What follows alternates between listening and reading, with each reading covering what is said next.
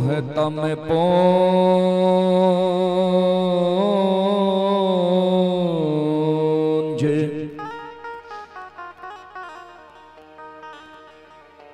जासु बचन रवि कर निकार।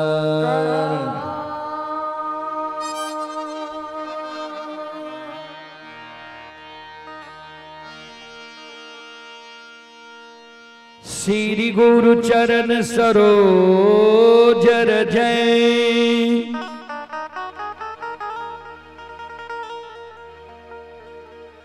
निज मन मुकुर सुधार।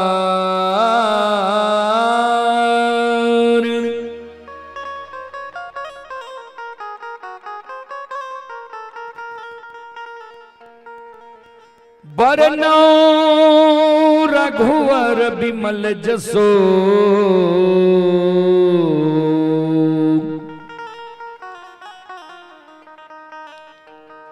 जो दान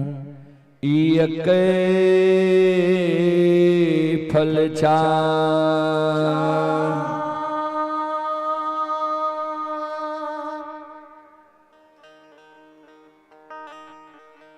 परम आदरणीय महानुभाव श्रोत सज्जन वृंद,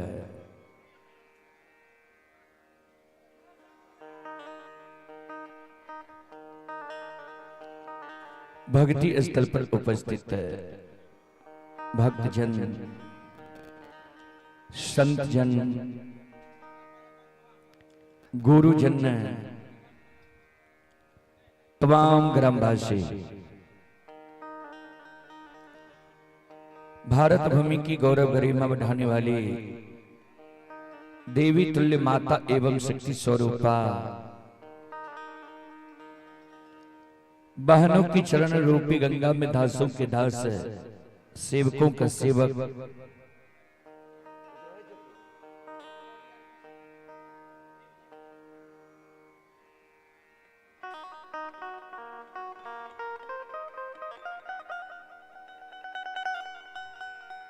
दासों के दास, रूदल पंजियार का कोटि कोटि प्रणाम है। बहुत अपार हर्ष की बात है बाबूजी,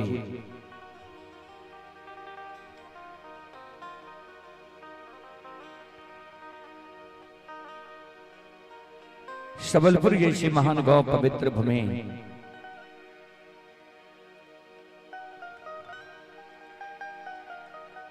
हमारे श्री कमलेश्वरी बाबू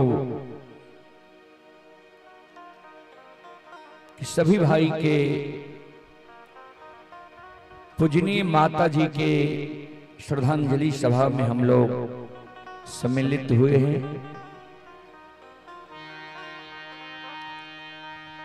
जिसमें आप सभी श्रोताओं, मां बहनों की सेवा करने के लिए अभी उपस्थित है मां भगवती धर्मगाथा भगैत मंडली, गायक रूदल पंजियार, जो ग्राम पंचायत बेलवारा, प्रखंड सेमरी बख्तियारपुर, जिला सहरसा से चलकर आपकी पावन पवित्र नगरी में आप सभी श्रोताओं, मां बहनों की सेवा करने के लिए उपस्थित हैं। आइए सबसे पहले मैं आप सबों को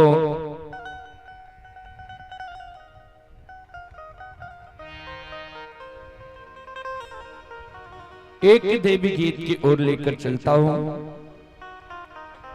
उससे पहले मैं श्रोताओं, उससे पहले मैं सभी श्रोताओं से आग्रह करता हूं, एक बार आप लोग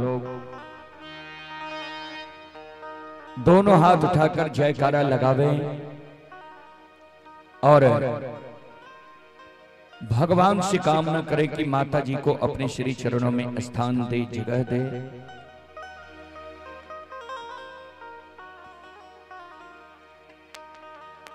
आइए जयकारा की ओर।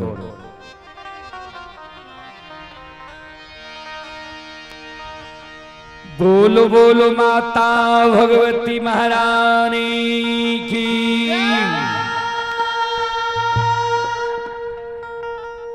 भक्त और भगवान की। श्री रामचंद्र भगवान की। सद्गुरुदेव महाराज की। श्री कृष्ण चंद्र भगवान की। उमापति महादेव की।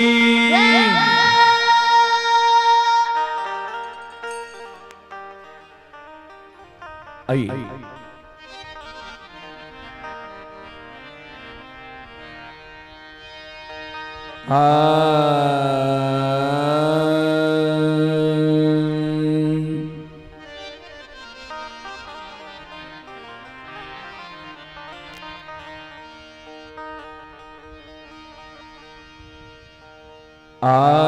बाबा के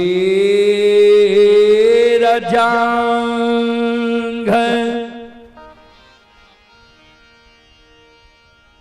चढ़ी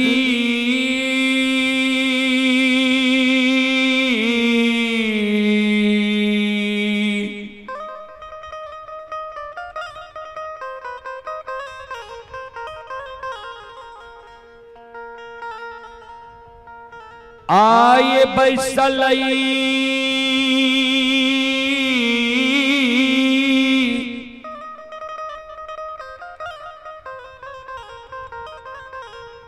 दिया धान से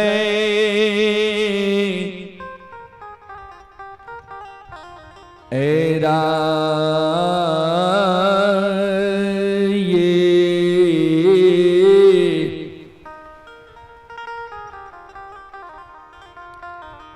हसी हसीना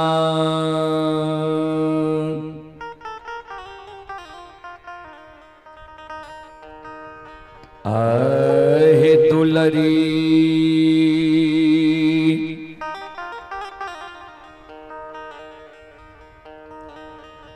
बाबा से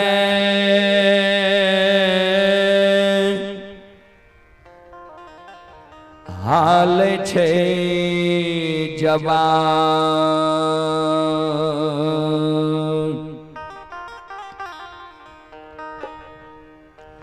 अबाये हसी हसीना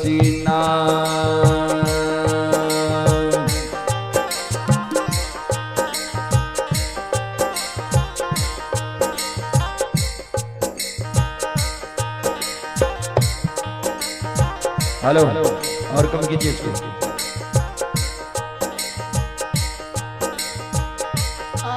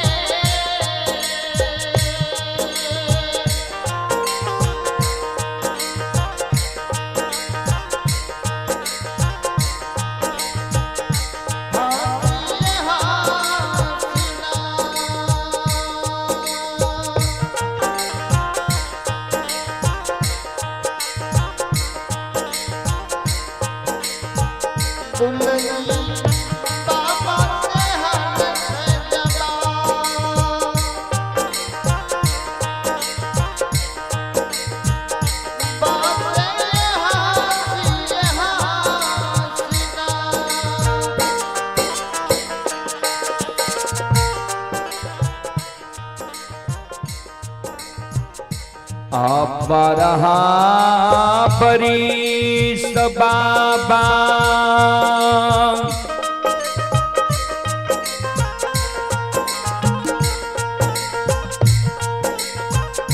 तोरे गोद में खिला लिया हो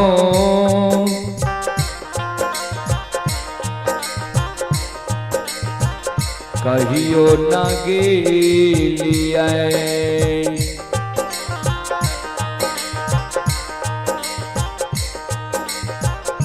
बाबा गंगाया सना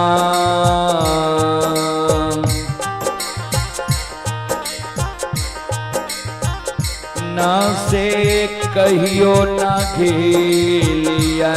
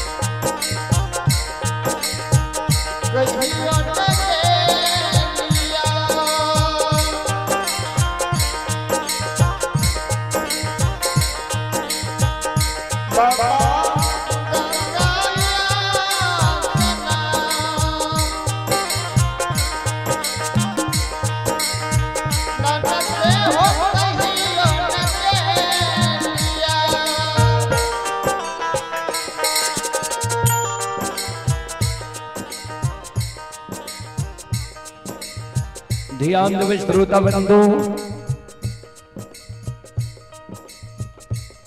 धन से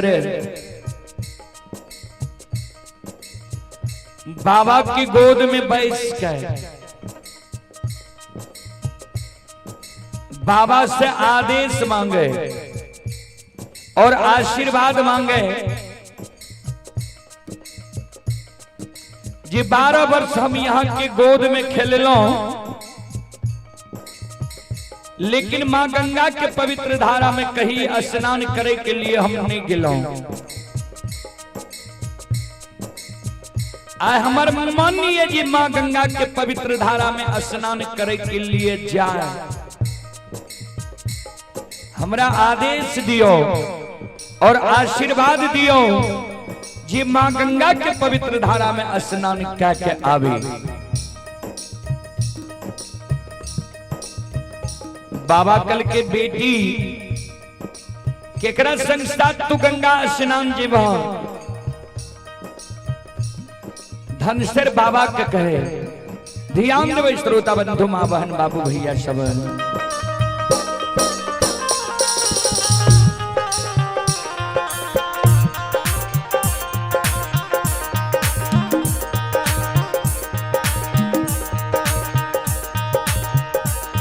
सखिया सहेली बाबा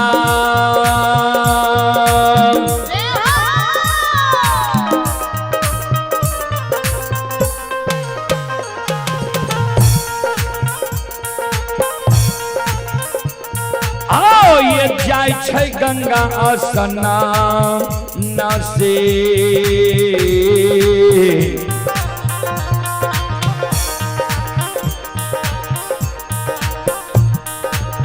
हमहू जइबै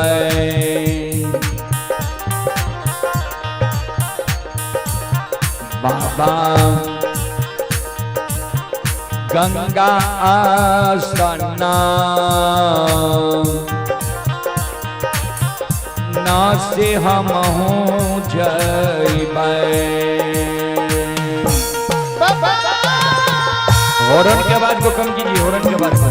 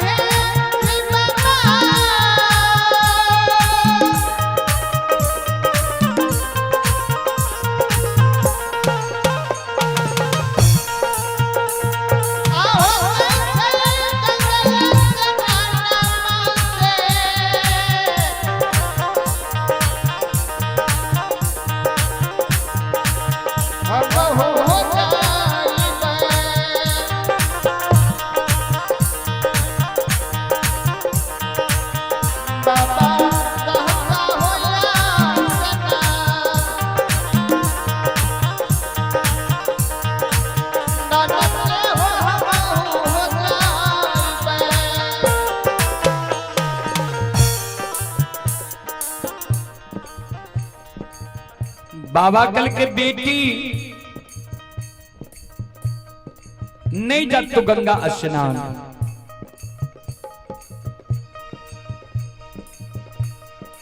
धनसर कल के बाबा से क्या है? बाबा कल की बेटी मां गंगा के किनारे में बहुत श्रद्धालु आवई है, अंधा आवई है, बहिरा आवई है, बांझी आवई है, मरोछनी आवई है, साधु संत ऋषि महात्मा आवई है। वही भारी भीड़ में धिया तुहरा जे भो नदान छो। नित्य मां गंगा की धारा बहुत तेज है।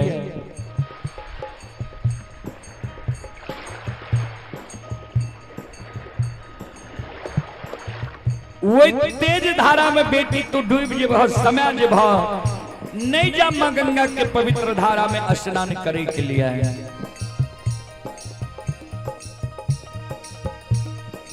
धनसर कल के बाबा हम स्नान करे के लेल जेबे करब।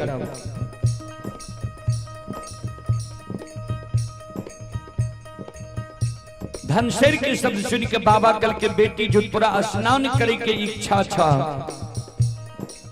तोरा हम युवती बता दे छिए स्नान कैली हो। द्वारे पर पोखरी को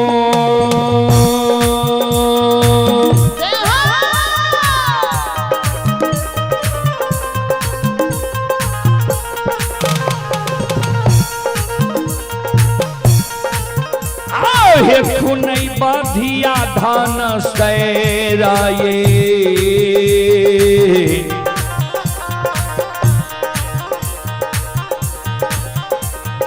मोरहाइये देवा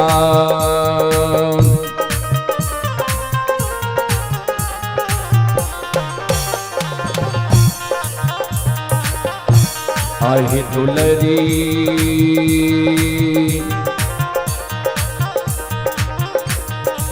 पोखरी के चारों पार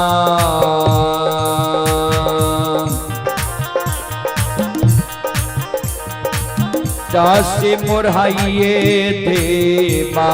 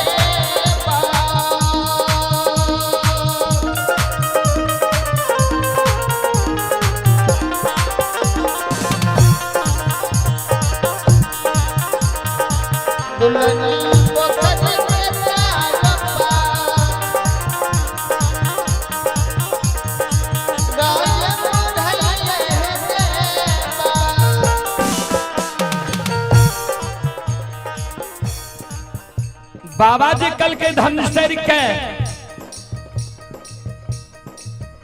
तोरा द्वार पर पोखरी खुना दबा, अब पोखरी के चारों बात मरहा दबा। बाबा के शब्द सुन के धनसर के आंसू गिरे लगे।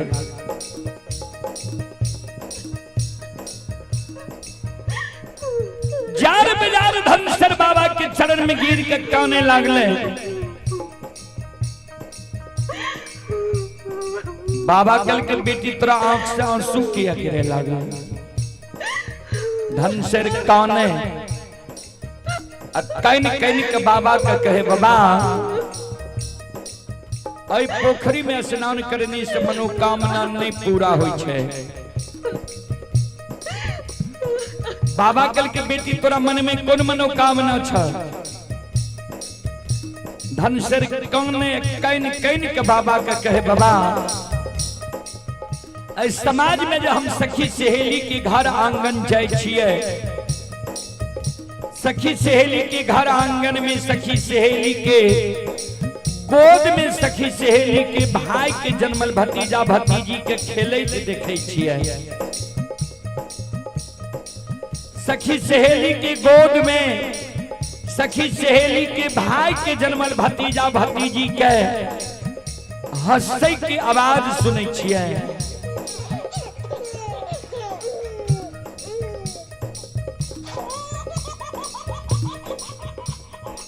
सखी सहेली के गोद में सखी सहेली के भाई के जन्मल भतीजा भतीजी के खेले देखे छिए। सखी सहेली के गोद में सखी सहेली के भाई के जन्मल भतीजा भतीजी के काने की आवाज सुनै छिए।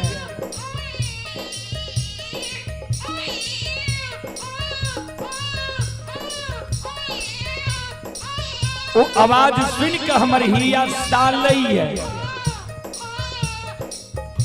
हमरो तो मालिक भौजी है, किया ने भगवान अभी तक हमारा मालिक भौजी के कोई से एगो बेटा बेटी पुत्र पुत्री संतान दिलक है। हमरो भौजी के कोई से जब भगवान एगो बेटा बेटी पुत्र पुत्री संतान देती है, हमहू भाई के जन्मल भतीजा भतीजी के गोद में खेले तो हमरो अभिलाषा पूर्ण होती है। ए बाबा, ए बाबूजी, ए पिताजी,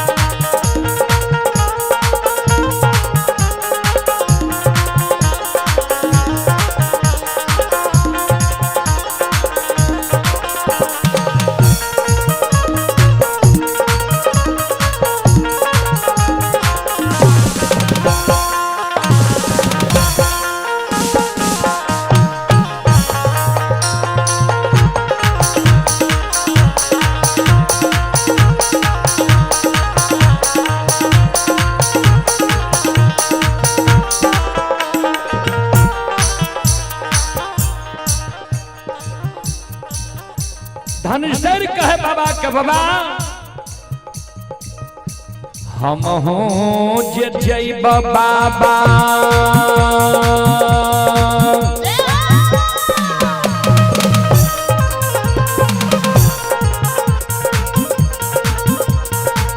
गंगाया स्नान से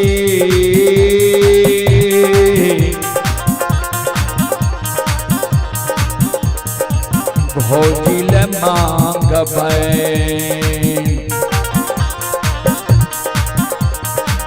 बाबा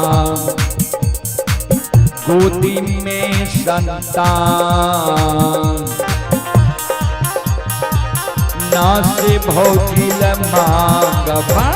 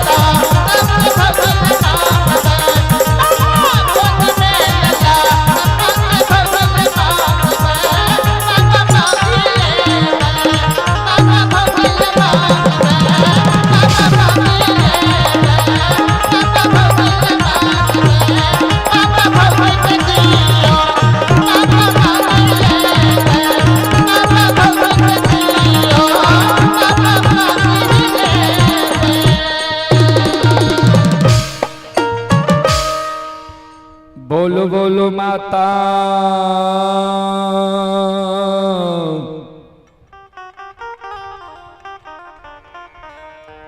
भगवती महारानी की।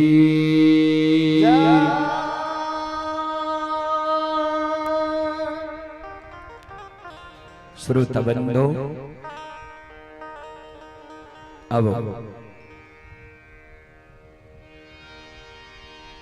अपने शिव के प्रसंग से सेवा हम करें।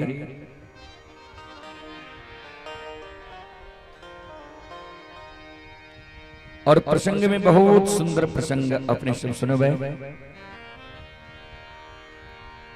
लछन बाबा के अग्नि परीक्षा प्रसंग है। जे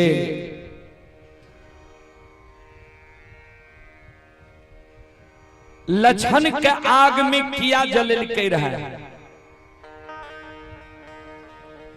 कारण की रहे कोना भाई के दुश्मन भाई बनी छे और सत्य धर्म पर रहे वाला मानव के कोना बेड़ा पार भे जाए छे। सात गा चंदन के चेला से लछन कोना बच जाए छे।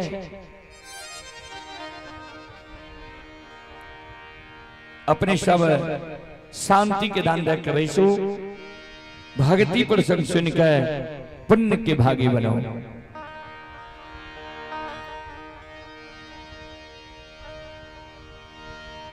कारू बाबा चार भाई रहे, महीनाथ, कारू, साहबी, लछन।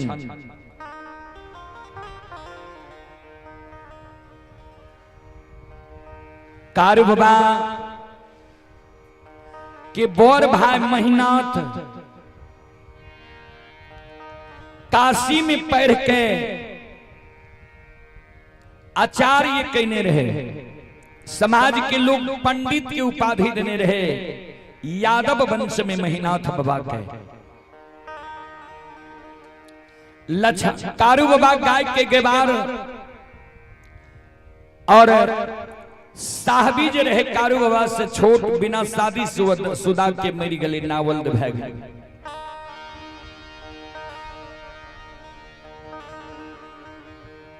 जहिना त्रेता में मर्यादा पुरुषोत्तम श्री रामचंद्र जी के संग साथ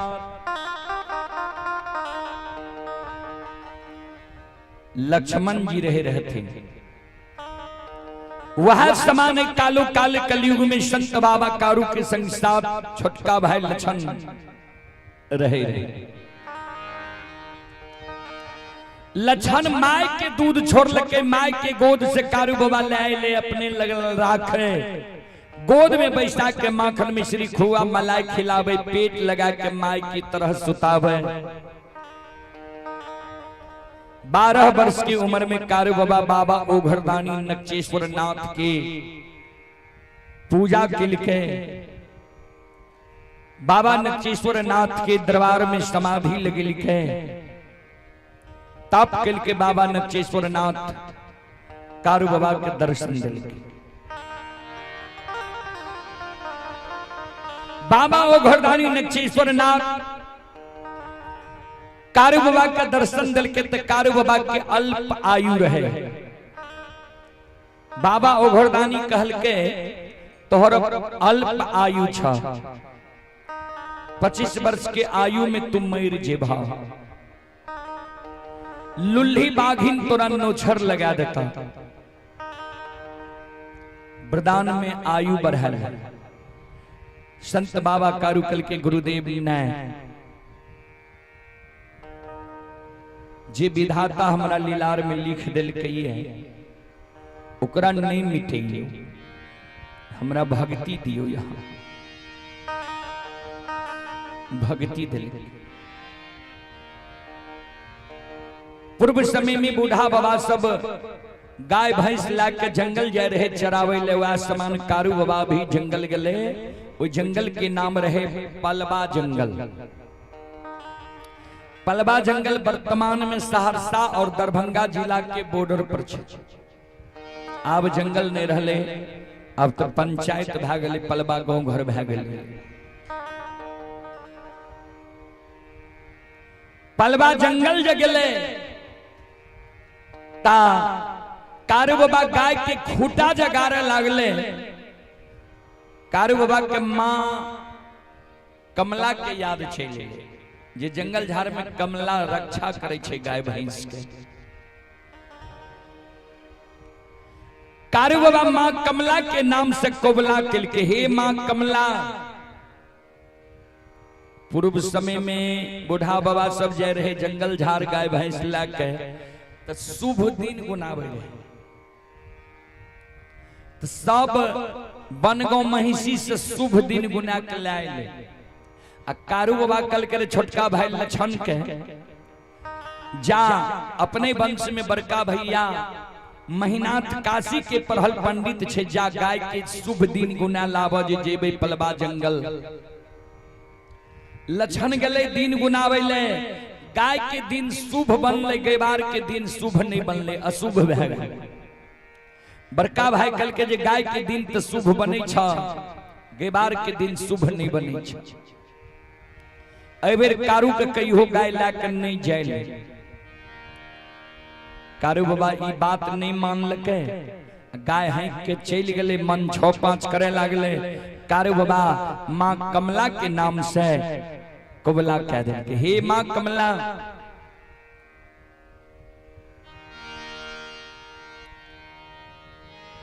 छो महीना जय जंगल में,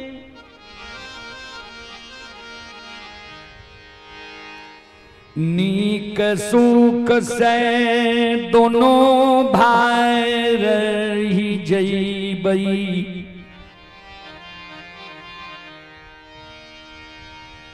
गाय बछरू दोनों भाई के जो 6 महीना तक कूस के कलेप ने लागते, सुरक्षित जो राख लेबा दोनों भाई के गाय के 6 महीना तक। तो जय दिन हम गाय लाके जेबे महापुरा नगरी जन्म स्थान, वही दिन तोरा नाम से छाकी जनार पान प्रसाद चढ़ावा क्या दब, तब गाय लाके जेबे हम महापुरा नगरी। संत बाबा कारू ई कोबला क्या दिल के, तो बाबूजी हम यहाँ जब कोई देवी देवता के नाम से कोबला करे छिए, अर्धना लगावे छिए, कामना करे छिए, तो देवी देवता हमरा यहाँ के रक्षा अवश्य करे छी। माँ कमला कारू बाबा के गाय के रखवारी करे लागले। गाय बछरू बाघ सिंह एक घाट नमा दे, कारू बाबा के गाय के कुश के कलेप नहीं लागे दे।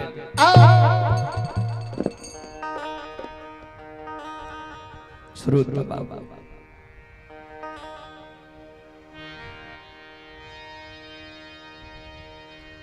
6 महीना तक माँ कमला कारू बाबा के गाय के रखवारी के लिखे। आवे के समय भेले तो बाबूजी कोई व्यक्ति बलवान नहीं होय छे, समय बलवान भए जाय छे मानव।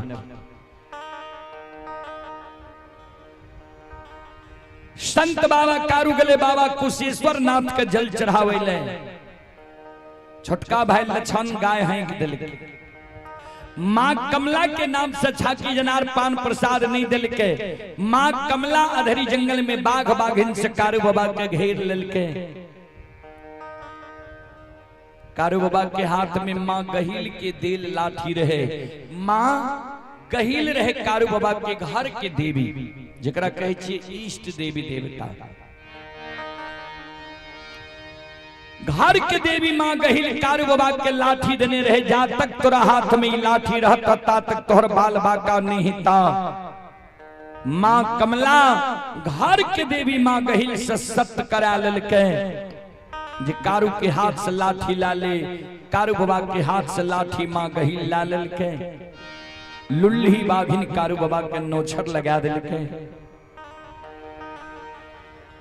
कारू बाबा के समाज के लोग बौर भाई महीनाथ दीना चचा सब लेल के महापुरा नगरी कारू बाबा के ससुराल रहे दरभंगा जिला बहेरी प्रखंड। धर्म पत्नी के लावल गले।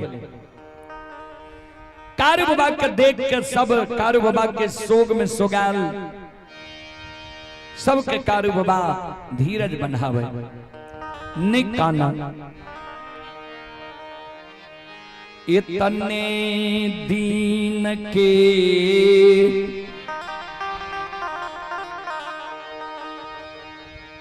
मेजमान बैन हम एलिया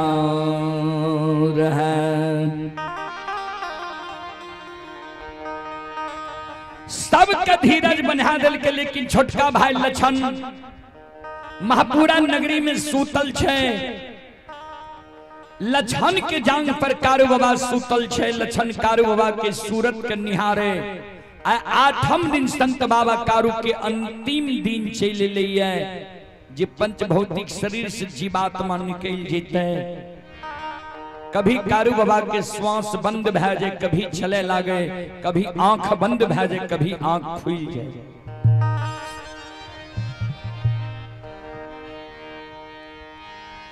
छोटका भाई लछन कारू बाबा के व्यवहार देख के काने लागले, आंसू गिरे लागले।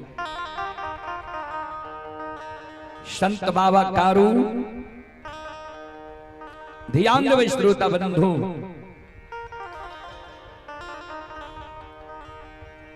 मरे के बेर में कारू बाबा लछन के कहे किया कानी छी, किया आंसू गिरे छो। लछन कारू बाबा के गला में गला मिल के कान।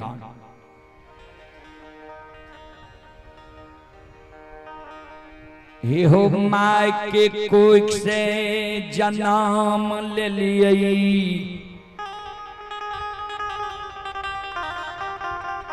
माय के दूध छोड़ लिए, माय के गोद से हमरा तुल्लाइल हो।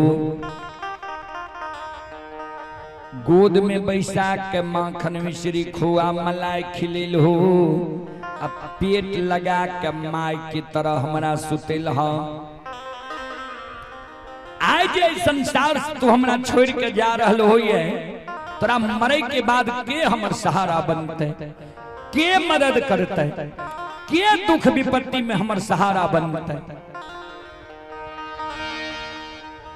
मरे के बेर में संत बाबा कारू लछन के एगो हाथ पकड़ लेल के छोटका भाई के, आ एक हाथ से आंसू के पोछे। जो मरे के बेर में काने छे, मरे के बेर में तोरा दूगो बचन हम दा के जाय छियो, दोनों बचन के तू ध्यान से सुन।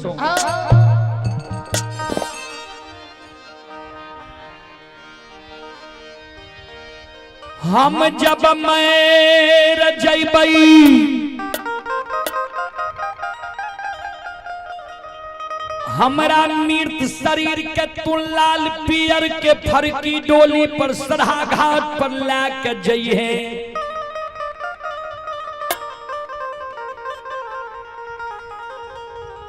उत्तर दक्षिण के आंची में हमरा सुला दी है।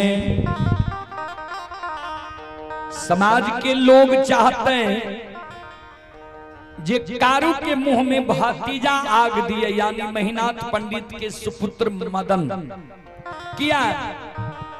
प्रथम अग्निदान दे के अधिकार होय छे बेटा के, आ दोसर अधिकार होय छे भतीजा के। कारू बाबा मरे के बेर में कहे छोटका भाई, भगवान हमरा जान से बेटा बेटी पुत्र पुत्री नहीं दिलक, लेकिन तोरा हम भाई नहीं बेटा जन के पोसलियो, ये मुंह में आग ले के कारण समाज के लोग कतबो तोरा मना करतो जे तोरा मुंह में आग दैले नहीं देबो, समाज के बात नहीं मानी है। 7 बंधन की ऊंक बना ली है, अचरा कोपिन पहिर ली है। जेना लोग घूम घूम के माय बाप के मुंह में आग दे छे, ओई समान तू सरहा घाट पर आ भाइया के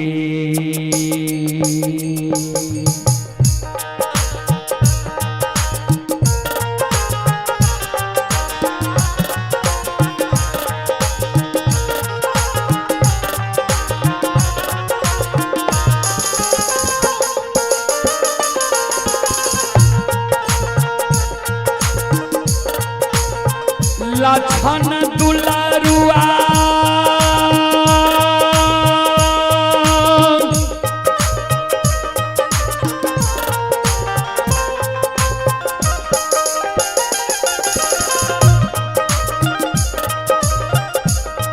और भाइया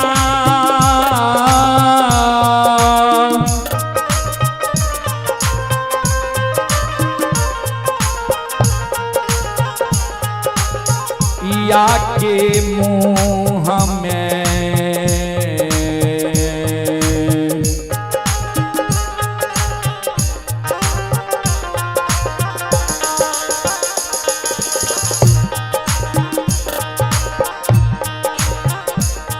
ढेरे अगिया दिहरे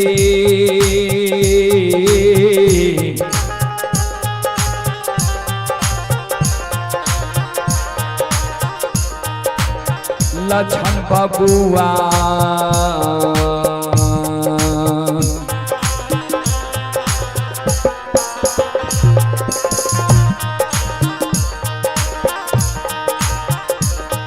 घेरे लछन महापुरा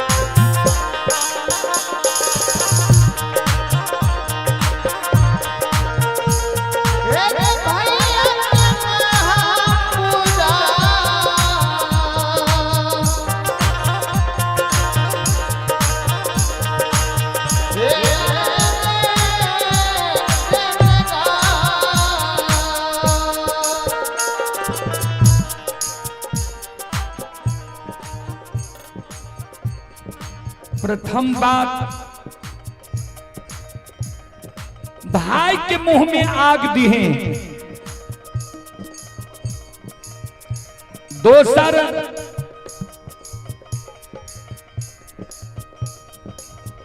तू जे कानै छी जे तोरा मरे के बाद हमर सहारा के बनते, मदद के करते। दोसर वचन तो हमर ध्यान से सुन।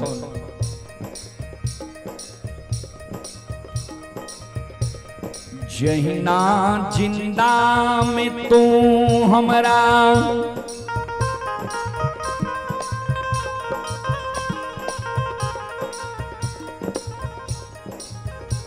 बर भाई पिता तुल्य होय छै, पिता तुल्य हमरा मांगने एलैया।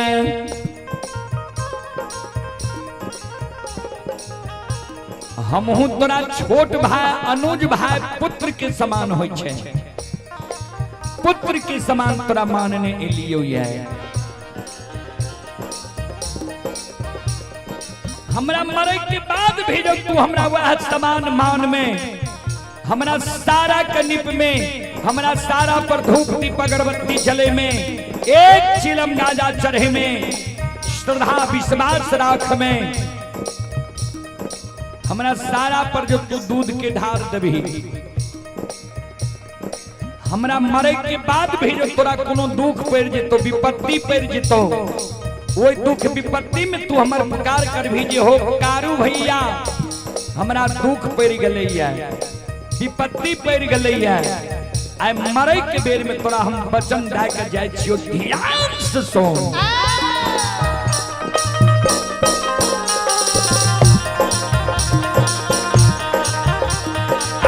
अरे मरलो में सहोदा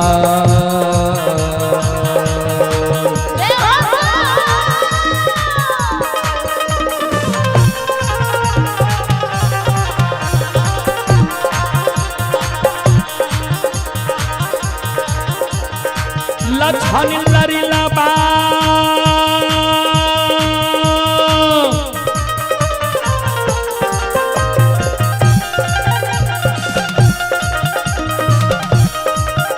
अरे मारलो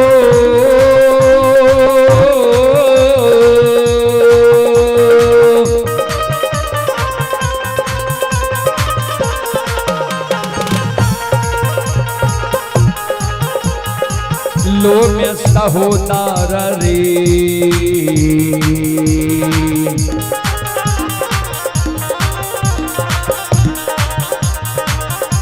हीरे भैया बन के लछन बबुआ,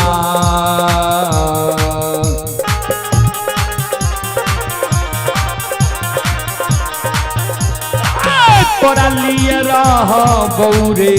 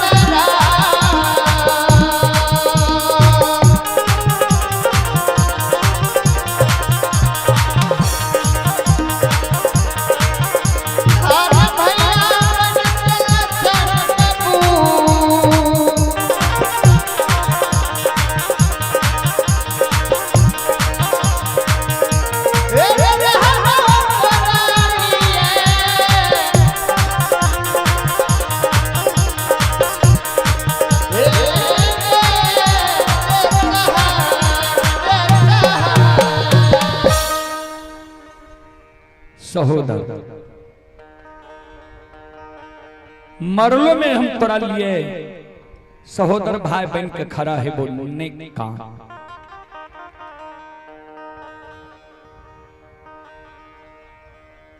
इतनी गो बात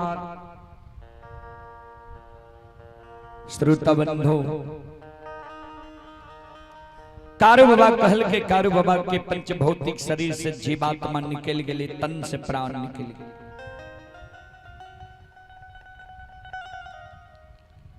समाज के लोग कारू बाबा के सराघाट पर ला गए,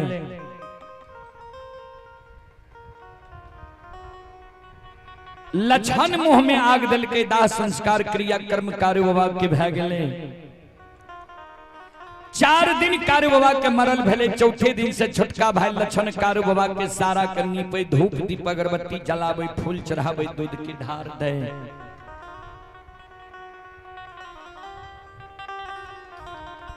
एक तय यादव वंश में कारू बाबा से बोर भाई महीनाथ काशी में पैर के ज्योतिष पंडित विद्वान बन ले रहे। बनगांव महिषी के ब्राह्मण बाबा महीनाथ बाबा का हंस दुष्ट के मारे। बाबूजी 3 पंचायत बनगांव छे ब्राह्मण के ठाट, 2 पंचायत महिषी, महिषी उत्तरी महिषी दक्षिणी। महिषी दक्षिणी पंचायत में ही महापुरा नगरी छे कारु बाबा के जन्म स्थान। 5 पंचायत ब्राह्मण के ठाट। महीनाथ बाबा जी विद्वान के सभा में बैसे थे, लोग हंस दिस के मारे। यादव वंश में कहीं पंडित भेलाइए, वहां वंश में लक्षण भूत के पूजा करे लगले, सारा के पूजा करे लगले, मिट्टी के पूजा करे लगले।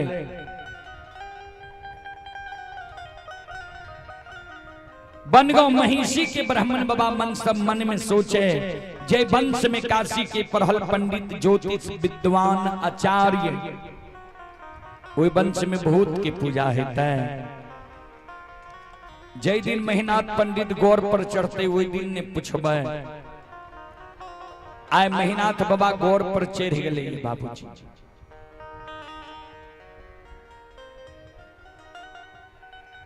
6 महीना कारु बाबा के मरल भेले, 6 महीना से लक्षण कारु बाबा के पूजा कैने आब रहे। आ बड़का भाई महीनाथ पंडित पाखर के पेड़ पर बैस के पोथी पुराण पढ़े छे, पोथी पुराण पढ़ के समाज के लोग के समझावे छे। आ महीनाथ बाबा के विषय छिए मानव मर जाय छे, कर्म के अनुसार दोसर योनि में जन्म होय छे।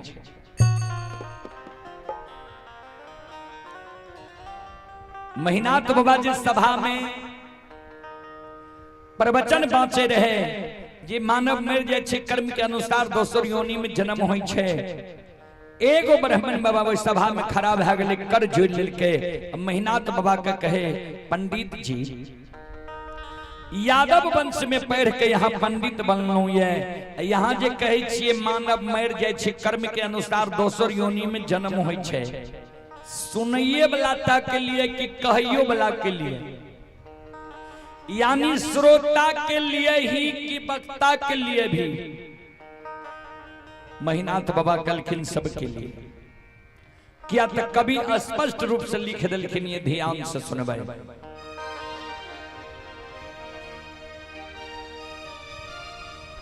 कार में प्रधान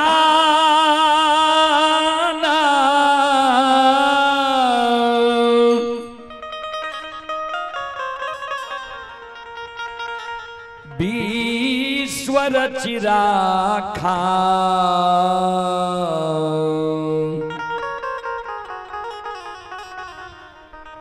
जो जस करई तस फल चा।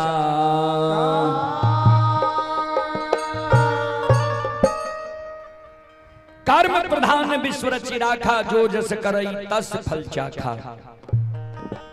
ब्राह्मण बाबा कहलिए तो ठीके, लेकिन यहाँ के घर में की भा रही है, यहाँ के मालूम ये ऐसे 6 महीना पहले यहाँ के भाई मर गेल। अछैत भतीजा भाई से आग दिले लिए। 4 दिन कारु के मरल भेल, चौथे दिन से यहाँ के छोटका भाई लक्षण कारु के सारा के नीपैये, धूप दीप अगरबत्ती जलावैये, फूल चढ़ावैये, दूध के ढार दैये। जय वंश में काशी के पढ़ल पंडित ज्योतिष विद्वान आचार्य, वही वंश में भूत की पूजा हेता है।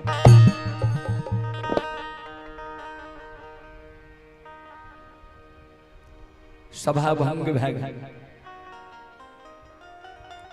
सज्जन वृंद महीनाथ बाबा मन में सोच ले के आब लक्षण के समझावे ले पड़ता। कारु बाबा मर गए, लक्षण भै गए के बाद लक्षण गाय चरा के ले लहठा बथान पर गाय के रोक दिलकै है। महीनाथ बाबा अपने से लहठा बथान पर पहुंच गए है। लहठा पर बथान पर जाके लक्षण के इशारा से बोला लेलके, बगल में बैसा लेलके। छोटका भाई लक्षण के समझावे। महीनाथ बाबा बड़का भाई लक्षण सुनै छियै तू कारु के पूजा करे छो, नाम जपै छो, हे हो कारू मर गए कर्म के अनुसार कारू के दोसर योनि में जन्म भ गेल हेते। तो जे कारू के पूजा करे छो नाम ले छो अच्छा नहीं होई छा। मान लिये कारू तोरा बहुत माने रहा लार प्यार दे रहा प्रेम दे रहा लेकिन कारू जिंदा नीन छे। जय वंश में हम काशी के पढ़ल पंडित ज्योतिष विद्वान आचार्य छिया वही वंश में तोरा हम भूत के पूजा नहीं करे ले देबो। से लक्षण हे हो कारू आई के हो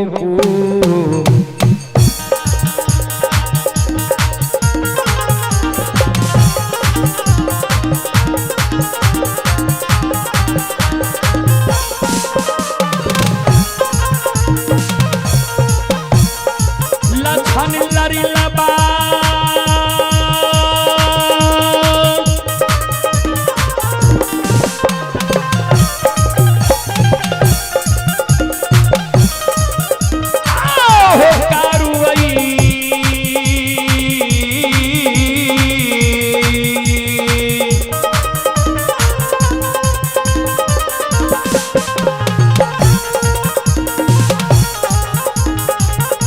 के पूजा हो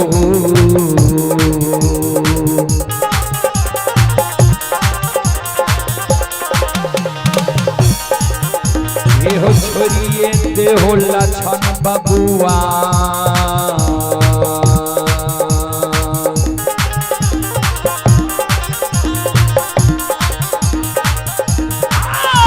लक्षण महापुरा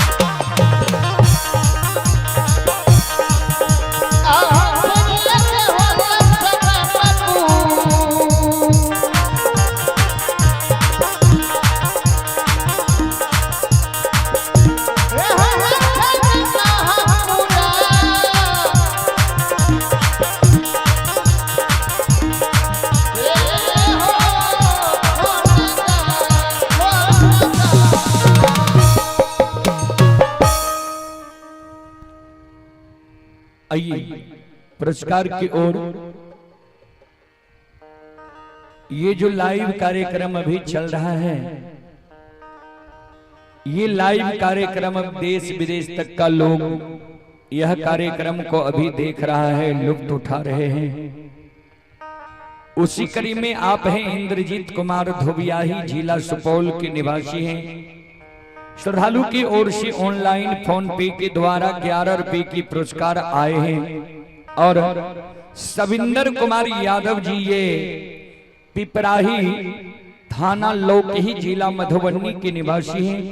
श्रद्धालु की ओर से 21 रुपए की पुरस्कार ऑनलाइन फोन पे के द्वारा आए हैं। श्रद्धालु को बहुत बहुत धन्यवाद, लाख लाख शुक्रिया, बहुत बहुत साधुवाद। जय हो दानी श्रद्धालु की जय हो, जय हो दानी श्रद्धालु के समस्त परिवार की जय हो।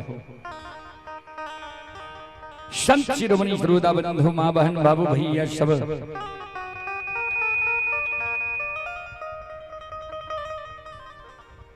ध्यान देवे।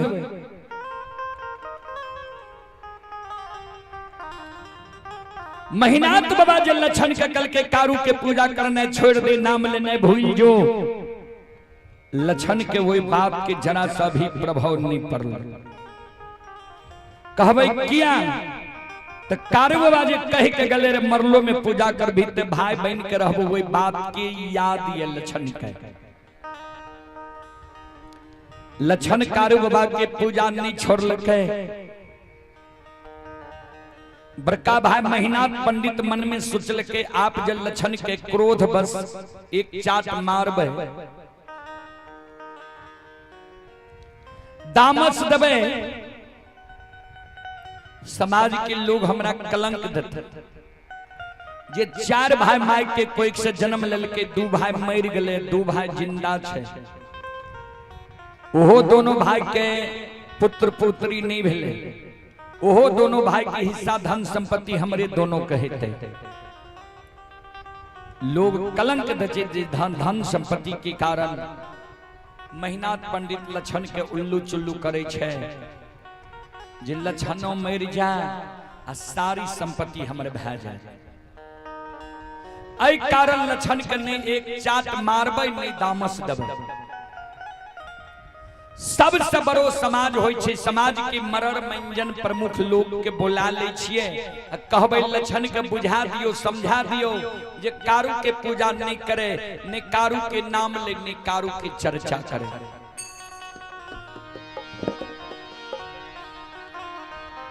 आय महीनाथ बाबा महापुरा नगरी के मरर मंजन प्रमुख लोग के बुला के सभा लगा दिल कहिए। मरर मंजन प्रमुख लोग महीनाथ बाबा के पूछे पंडित जी कौन कारण सभा लगे लिए। वो सभा में महीनाथ बाबा कर जोड़ के खड़ा भा गए हो समाज बाबा हमरा वंश में हमर छोटका भाई लक्षण महामूर्ख जन्म गलैया जे कारु मर गए जे कारु के सब समाज मिलकर सराहा घाट पर जला के धुआं आसमान उड़ेलिए वो कारु के पूजा लक्षणा करे छे नाम जपे छे।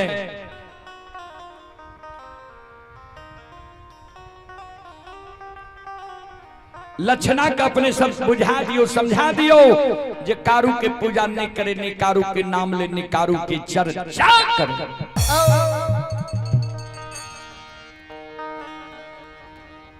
श्रोता बाबू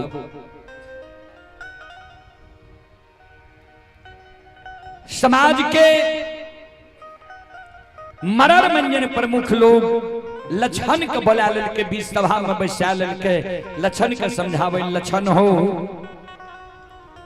सुने छे तू कारु के पूजा करे छो नाम जपे छो जहां बैसे छो कारुए के चर्चा करे छो तोरे वंश में ने तोहर बौर भाई काशी में पैर के पंडित बनलो ये भाई की मर्यादा के भंग नहीं करो कारु के पूजा करने छोड़ दे नाम लेने भूल जा। समाज के लोग जे लक्षण के समझावे रहे उन्हें से महीनाथ बाबा दबाव दे समाज बाबा ठीक से दुश्मन के समझा दियो। हम समझे लिए हमारे बात की दुश्मन नहीं मान लगे तब समाज के बोले लो ये दुश्मन के समझा दियो जो कारु के पूजा नहीं करे ने कारु के नाम ले ने कारु के चर्चा करे।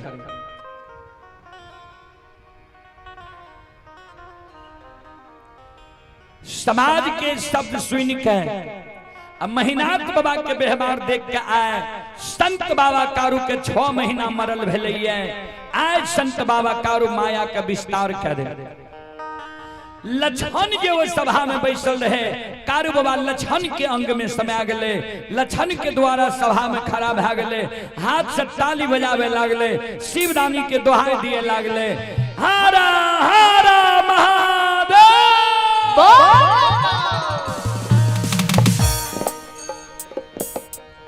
संत बाबा कारु प्रथम बार वही सभा के बीच में संत शिरोमणि श्रोता बंधु माँ बहन बाबू भैया सब ध्यान से सुनबे अमांगया के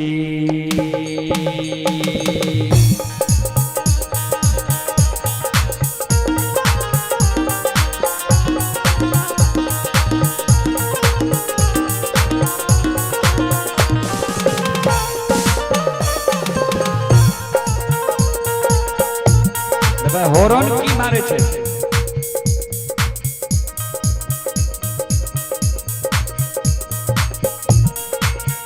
यो सुन भैया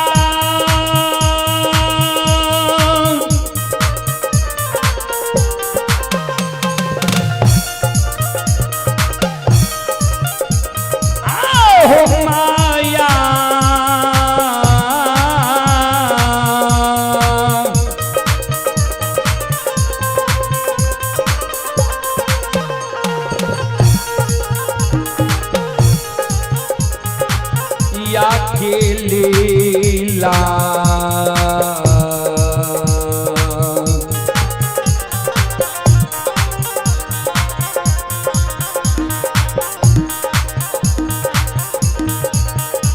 और छई हो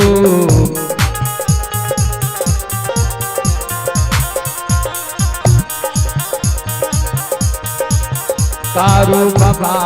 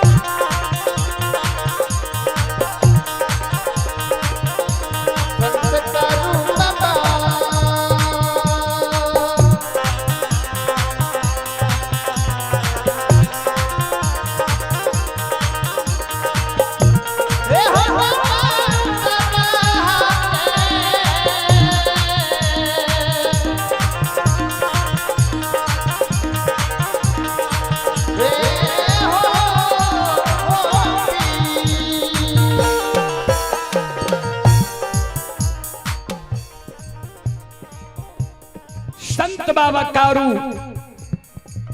माया का विस्तार कह दिया है।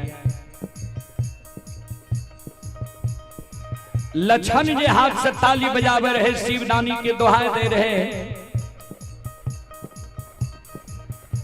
समाज के मरर मंजन पर मुख लोग मन में सोचे, ठीके लछन खिरहरी वंश में महामूर्ख जन्म गलैया।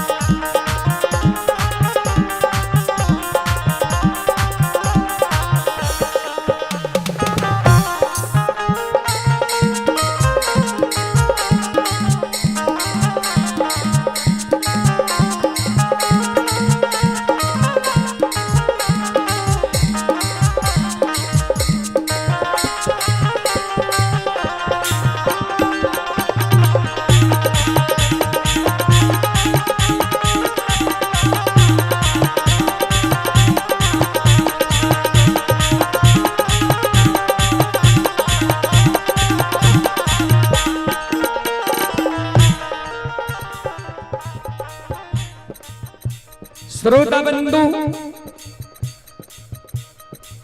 समाज के लोग कहे के लक्षणा खिरहरी वंश में महामूर्ख जन्म गलैया।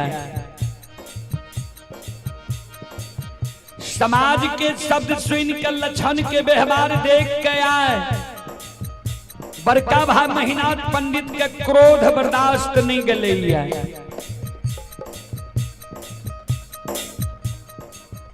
आय महीनाथ बाबा वो सभा में खड़ा भा गए, कर जोड़ ललके हो समाज बाबा, समाज बाबा आप अपनी सब हमारे गलती नहीं बनेबे, हमारा कलंक नहीं देवे। हम दुश्मन के समझलिए, हमारे बात नहीं मान लके, तब समाज के बोले लो दुश्मन के समझावे के लेल समाज के आज्ञा के भी दुश्मन भंग क्या दिलके। 10 के आज्ञा के जब भंग क्या दिलके तो 10 के द्रोही भाग गए। 10 द्रोही बचे ना कोई, जो बचे सो बाबर हो। समाज बाबा 10 के आज्ञा के जे दुश्मन भंग करके आब हमर भाई ने हमार दुश्मन।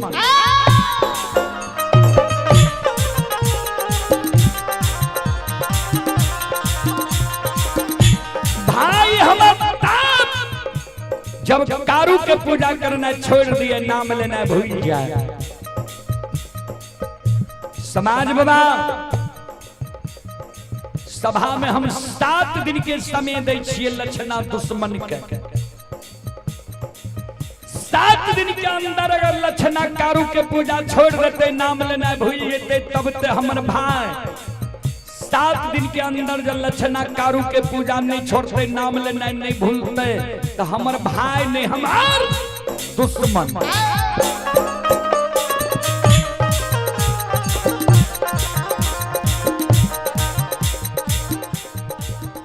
ई जो हमर दुश्मन बन जेते,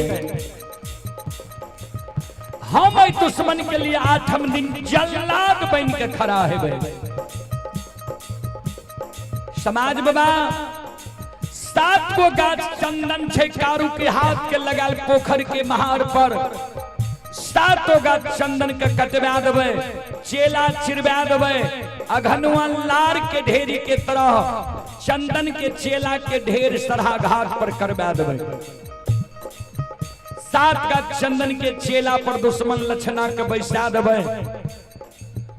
हम अपना हाथ से वो चेला में आग लगा देवे।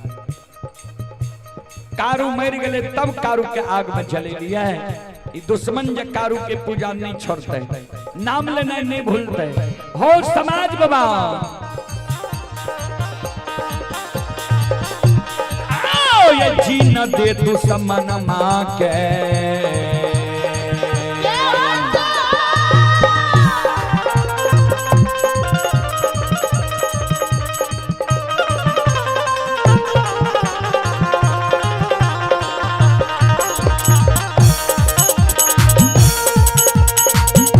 सुन भैया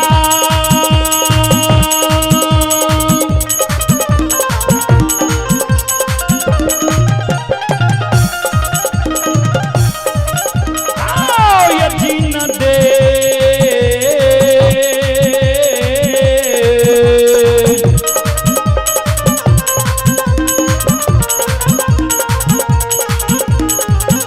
दुश्मन माँ के।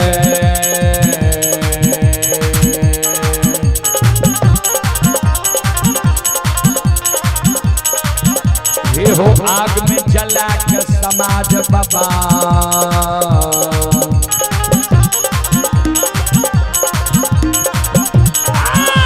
देवई का गाना हो।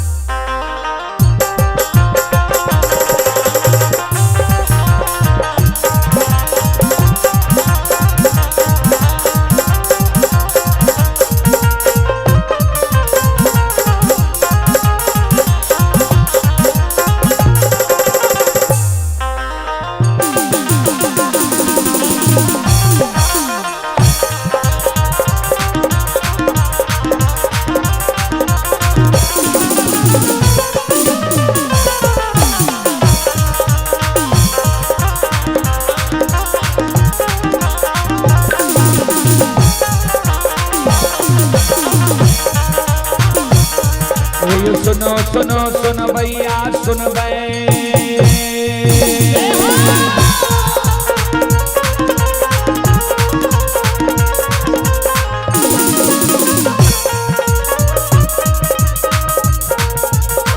सुनो सुनो सुन भैया सुन बे यो गवैया बज भैया सुन बे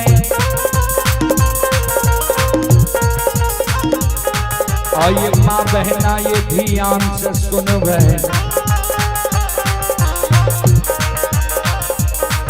आइए धर्म की बात प्रेम से सुन बे ए मालिक की लीला का सुन बे बरबर लीला गोसाए रचल के माया लगल के रास रचल के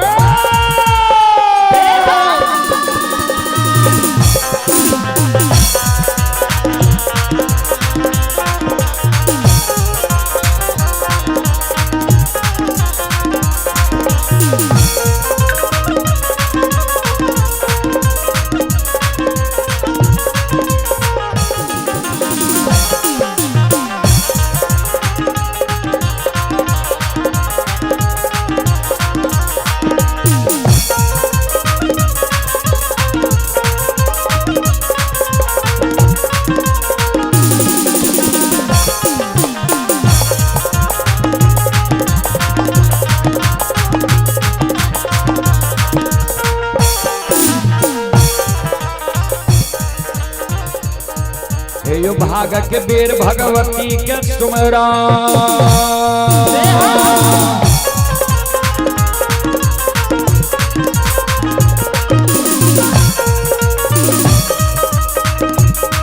हे यो भाग के बेर भगवती के सुमरो सदा भवानी जगदम्बा के सुमरो हे यो ज्ञान दे भैया गुरु बाबा के सुमरो यो विद्या के दाता सरस्वती के सुमरो गौरी की पुत्र गणेश के सुमरो उमापति यो महादेव के सुमरो हरे यो वीर पवन सुत के सुमरो दुर्गा काली महाकाली के सुमरो सभा के बीच धर्म रात सुमरो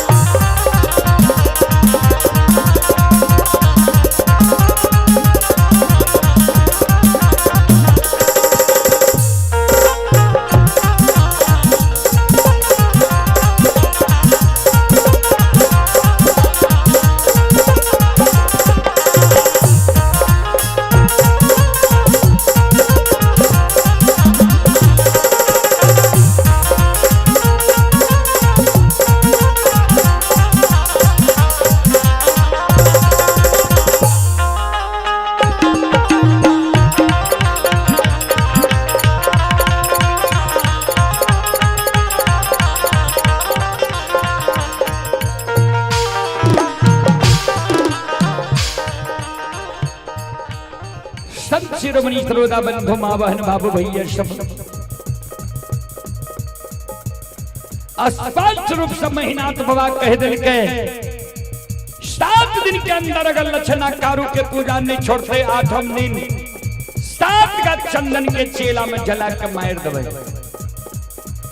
आये धर्म की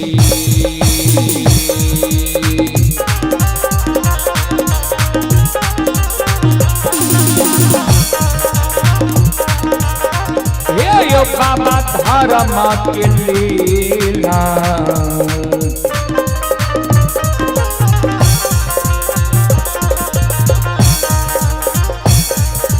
अपार छै यो समाज बाबा हे यो छल दुनिया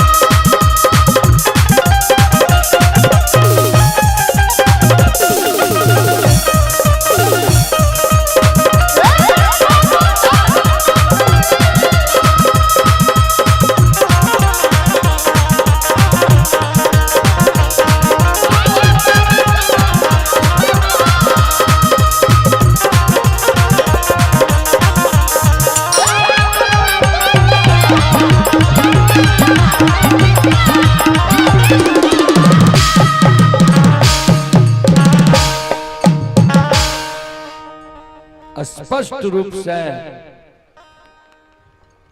महीनाथ बाबा कह दिल के 7 दिन के अंदर लक्षणा कारू के पूजा नहीं छोड़ते।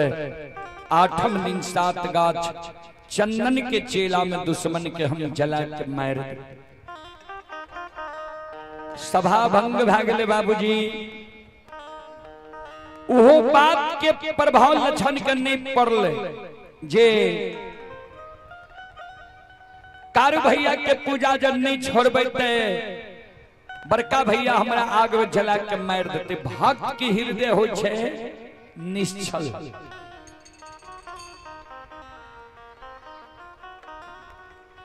लक्षण कारू बाबा के पूजा करते रहे। 8वें दिन महीनाथ बाबा मन में सोचे लक्षणा कारू के पूजा छोड़लके कि नहीं छोड़लके, एक बार देखल जाए।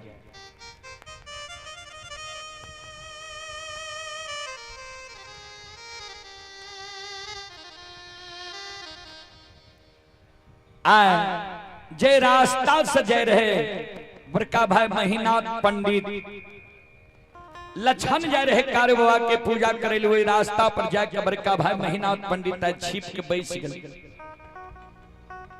लक्षणा जेबो करे छे कारू के पूजा करे ले। आय लक्षण सवेरे सवेरे स्नान क्या लेल के फूलडाली में फूल ला लेल के धूप दीप अगरबत्ती ला लेल के कमंडल में दूध ला लेल के आ कारू बाबा के पूजा करे ले सरहा घाट पर जाय छे। जहिना बड़का भाई महीनाथ पंडित के नजर पड़ले लक्षण पर, मन में सोचे ओ लक्षणा त कारू के पूजा नहीं छोड़लके, पूजा करते छे। लक्षण के आगे में सामने सामने खड़ा है।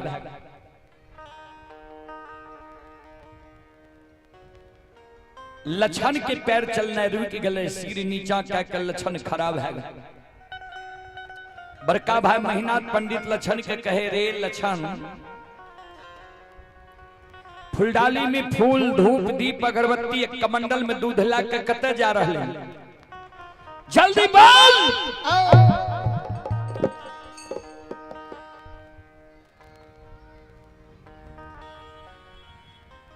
महीनाथ बाबा के शब्द सुन के लक्षण के शरीर थर थर थर थर कांपे लगा। फूलडाली के धरती पर राख दल के कमंडल के दूध के धरती पर राख दल, दोनों कर जोड़ के बड़का भाई महीनाथ पंडित के चरण में प्रणाम करे। हे हो बड़का भैया,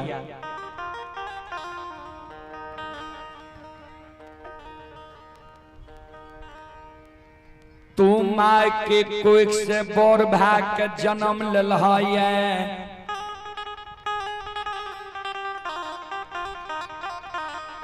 हम माय के कोई से छोट भाग के जन्म ले लिया। बोर भाई पिता तुल्य होई छे आ छोट भाई अनुज भाई पुत्र के समान होई छे। तू हमार बोर भाई पिता तुल्य छो, तू हमरा जे कहबो तोहर सब बात हम मान लेबो। तू हमरा कहबह ने जे लक्षण महापुरा नगरी में भोजन करना छोड़ दे, तोहर बात मान लेबा।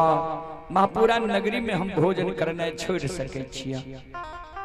हमरा जे कहबा जे लक्षण महापुरा नगरी में जल पीना छोड़ दे, महापुरा नगरी में जल पीना छोड़ सके छिया। हमरा जे कहबा जे लक्षण महापुरा नगरी से जान बचा के भाग जो, ऐ महापुरा नगरी के धन संपत्ति में तोहर कोई हिस्सेदारी नहीं छो। धन संपत्ति के लोभ त्याग के महापुरा नगरी से हम जान बचा के भाग सके छिया। सब बात भैया हम तोहर मान लबा, लेकिन एगो बात हम तोहर ने मानबा। तू जे हमरा कहे छो कारू के पूजा करने छोड़ दे, नाम लेने भूल जो। जे कारू भैया हमरा गोद में बैसा के माखन मिश्री खुआ मलाई खिले लिखे, पेट लगा के माई के तरह सुते लिखे, वो कारू भैया के ने हम नाम लेने भूलबा, ने पूजा करने छोड़बा। कहे छोने कारू के पूजा ने छोड़ भी ते आग में जला के मार दबो। कारू के नाम लेने नहीं भूल भी ते तोरा जिंदा आग में झरका के मार दबो। आग में जला के हमरा मार दबो, आग में जल के हम मर जेबा। लेकिन जा तक हमारा तन में प्राण रहता, हमारा ऐ पंच भौतिक शरीर में रमता राम रहता। हे ओ बड़का भैया हमारा तो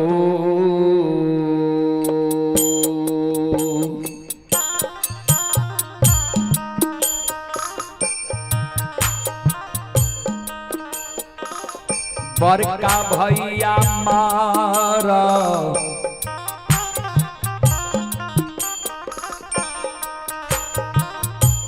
तो हो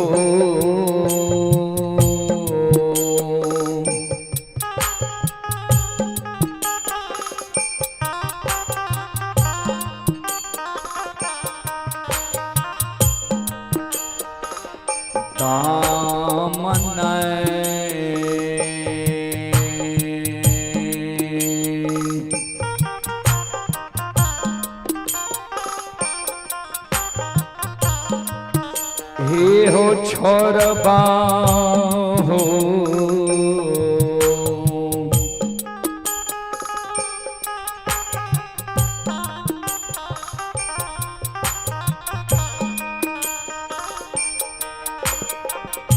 बड़का भैया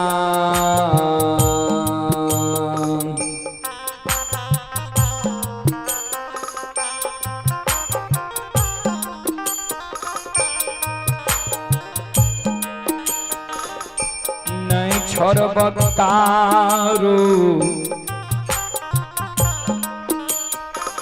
भैया की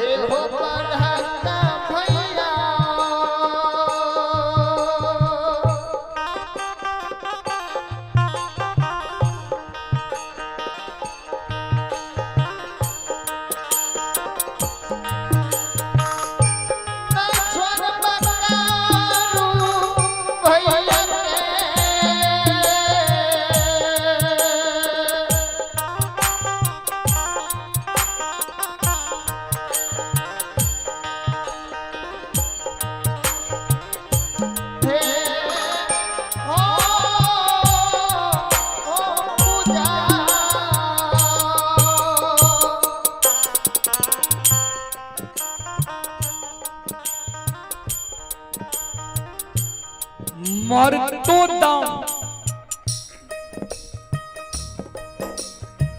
कारू भैया के ने नाम लेने भूलबो ने पूजा करने छोड़बो। इतने गो बात लक्षण बोलले बड़का भाई महीनाथ पंडित के क्रोध के सीमा नहीं रहले।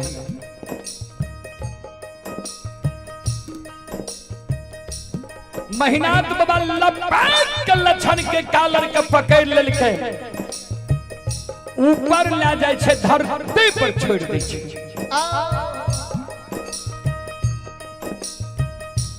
लक्षण के कहे रे दुश्मन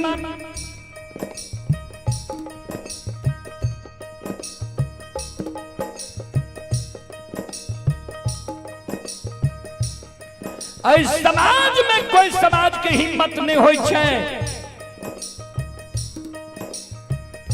जे महीनाथ पंडित के मुहामुही जवाब करिए या महीनाथ पंडित के आज्ञा के भंग करिए।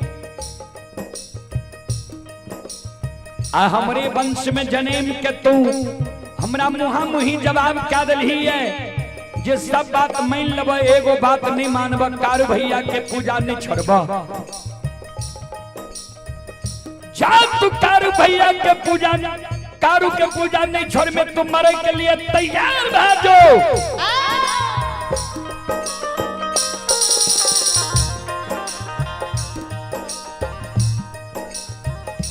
काल 12 बजे दिन में तुरा 7 का चंदन के चेला में जला के मार दबो।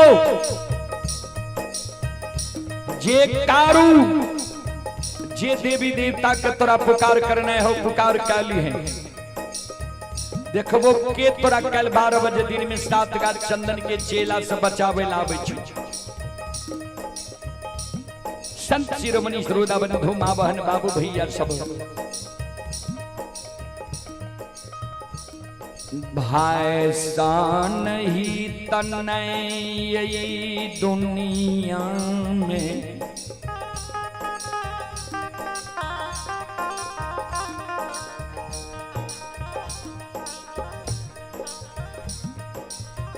भाई सान दुश्मन नहीं हुई।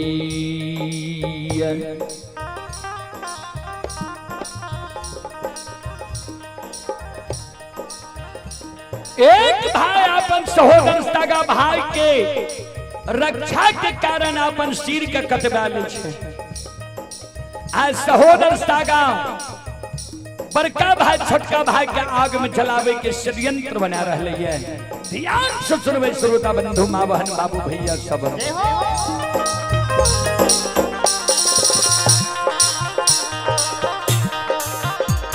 आओ ये भैया के दोस्त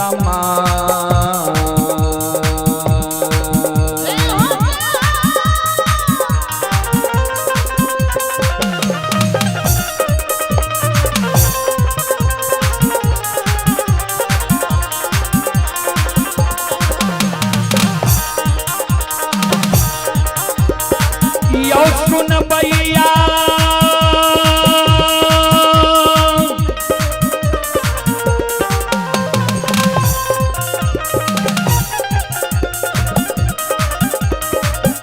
आओ ये भैया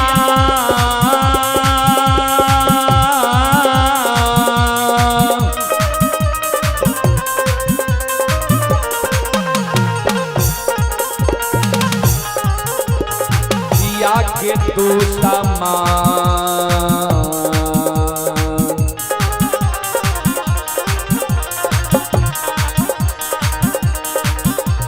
यो भैया बनल समाज बाबा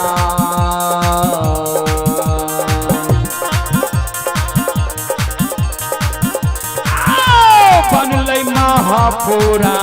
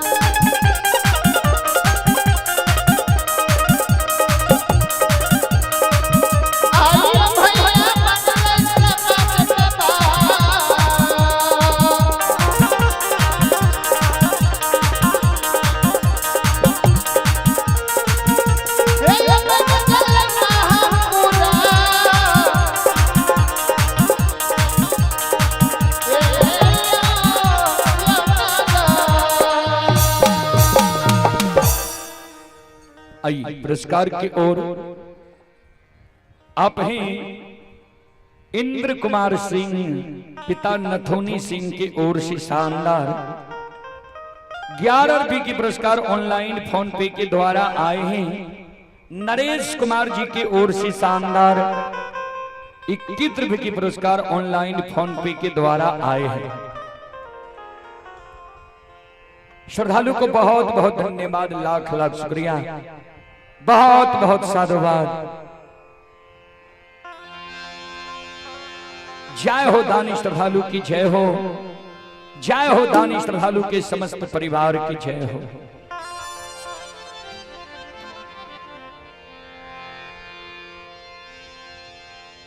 क्रोध के मारे महीनाथ बाबा फुलडाली के फूल के धरती पर गिरा दे छे, कमंडल के दूध के धरती पर पलटा दे। कही दल के जे कल 12 बजे दिन में तोरा 7 गाछ चंदन के चेला में जला के मार दबो।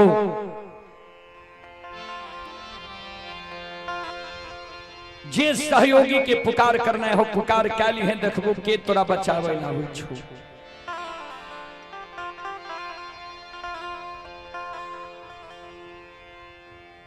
क्रोध के मारे महीनाथ बाबा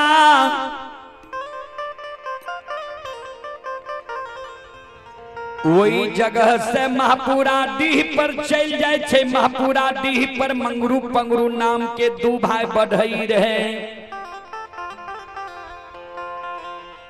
ओकरा द्वार पर जाके महीनाथ बाबा आवाज लगावे, अरे मंगरू पंगरू, घर छे आंगन छे, घर आंगन से बाहर हो, द्वार पर आ। दोनों भाई दौड़ल दौड़ल द्वार पर आवे छे, महीनाथ बाबा के चरण में प्रणाम करे। महीनाथ बाबा के दोनों भाई कहे, बाबा कोनो जाति आवश्यक जरूरी रहे, यहाँ अपना द्वार पर हमरा बोलवे आलती है, यहाँ अपने से हमरा द्वार पर किया एलिए बाबा? कौन एहन अति आवश्यक जरूरी छे जे यहाँ के अपने से हमरा द्वार पर आवे पड़ल? महीनाथ बाबा कल के हाँ अति आवश्यक जरूरी है हमरा।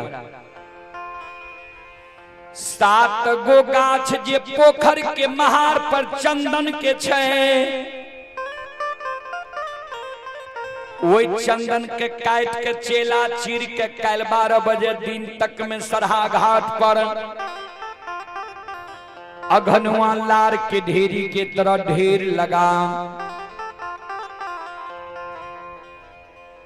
मंगरू पंगरू दोनों भाई चौंक गले, बाबा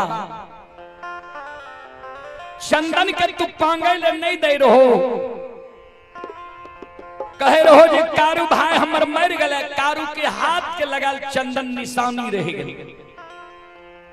आय कौन जरूरी छे जे चंदन के चेला चिरबे? बहा ककरे शादी विवाह छिए, मुंडन उपनयन छिए, या भोज भंडारा छिए जे चंदन के चेला चिरबे? बहा महीनाथ बाबा कल के नहीं शादी विवाह छिए, नहीं मुंडन उपनयन छिए, नहीं भोज भंडारा छिए। काल 12 बजे दिन में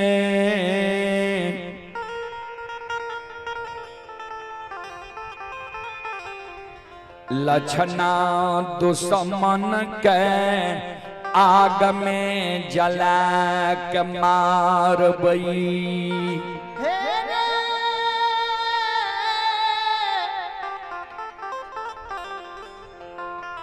मंगरू पंगरू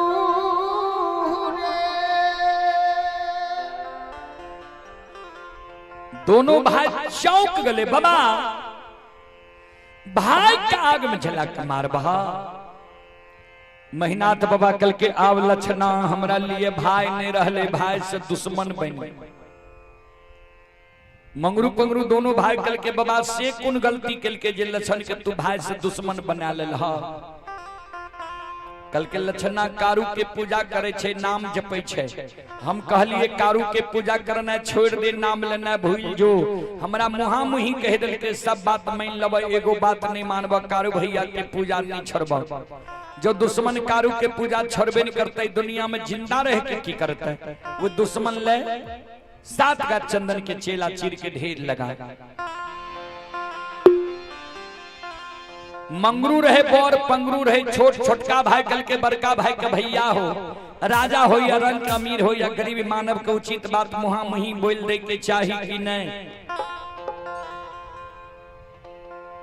बड़का भाई कल के छोटका भाई के मानव के प्रत्येक श्वास से उचित बात बोले की चाहिए। ता पंगरू कल के जाए महीनात बाबा को उचित बात कह दे चाहे अच्छा लगे या बुरा। छोटका भाई कल के बड़का भाई के पंगरू कल के महीनात बाबा का बाबा एगो बात कही, महीनात बाबा कल के बोल पंगरू कल के बाबा सुना।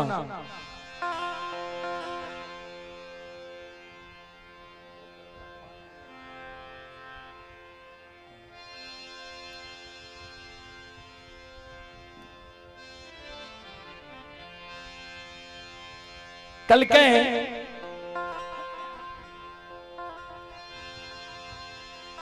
पंगरू कल के महीनात बाबा बाबा एक बात कही, महीनात बाबा कल के बोल कल के बाबा सुना। हे हो आए भाई गलती कल भाई के तू आग में जला के मारे ले तैयार छो किया लछन तोहर बात नहीं मानलक तोरा आज्ञा के भंग क्या दल का मुहा मुही जवाब क्या दल का ठीक छे लछन के आग में जला के मार दबा। लेकिन विचार करहत बाबा जय बेटा के तू जान से जन्म दलह ये वो बेटा के पढ़ा लिखा के विद्वान बनेबह पालन पोषण क्या के जवान करबह जवान मोनमती में जब तू अपना जान के जन्मल बेटा के कोनो आदेश दबह तोहर जान के जन्मल बेटा जे तोरा आदेश के नहीं मानो तोहर पालल पोषल बेटा जे तोरा आज्ञा के भंग क्या दा तोहर पढ़ाल लिखाल बेटा जे तोरा मुहा मुही जवाब क्या दा बेटा के बाबा तू आग में जला के मार सके छो। महीनात बाबा कल के रे मंगरू पंगरू बेटा का कहीं लोग आग में जला के मार लगे है। मंगरू पंगरू दोनों भाई के आंख से आंसू गिरे लगे। ए ओ महीनाथ बाबा बेटा गलती करतो तो बेटा के आग में जला के नहीं मारबो अब भाई जे आय गलती केल कये तब भाई के आग में जला के मारे ले तैयार छो। जबकि बेटा मानव के बार बार मिल सकइए बेटा मर जा पत्नी मर जा दूसरो शादी मानव करे छे वो से बेटा जन्म ले छे जान के जन्माल बेटा कहावे छे। बाबा तू ते अपने पढ़ल लिखल विद्वान छो। गोस्वामी तुलसीदास जी महाराज रामचरितमानस में की लिखनी है ध्यान से सुनबे। सुतबीत नारी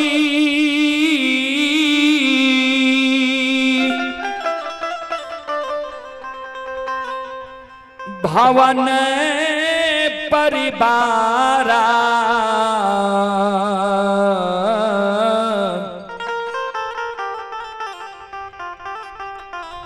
हो ही जाई जग बारंबार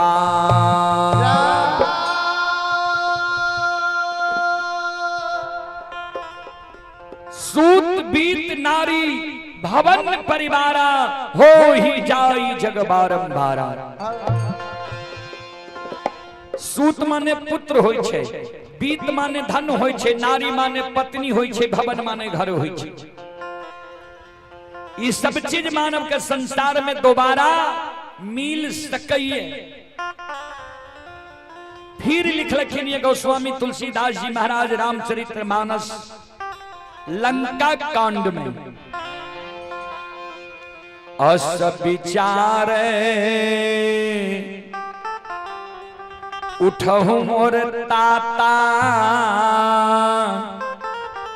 अमिली हे न जग में सहोदर भ्राता।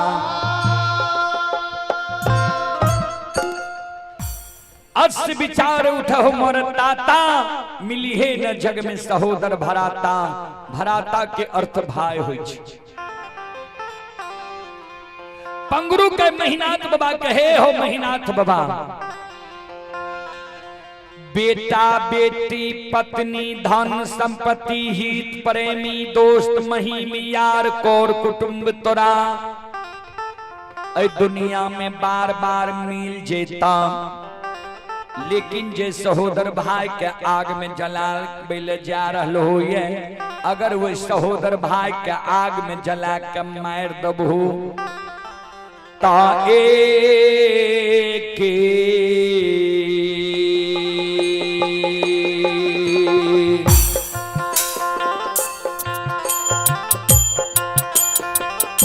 हो महीनाथ बाबा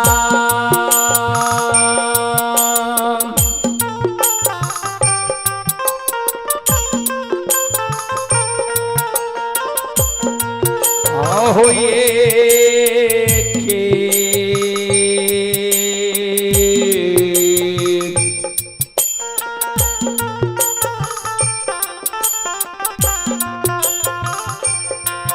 आई कोई खाके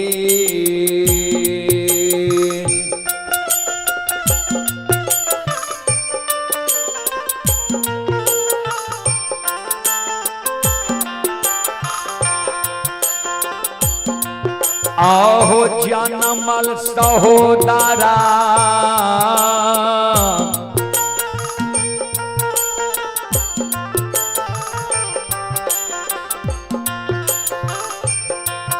महीनाथ बाबा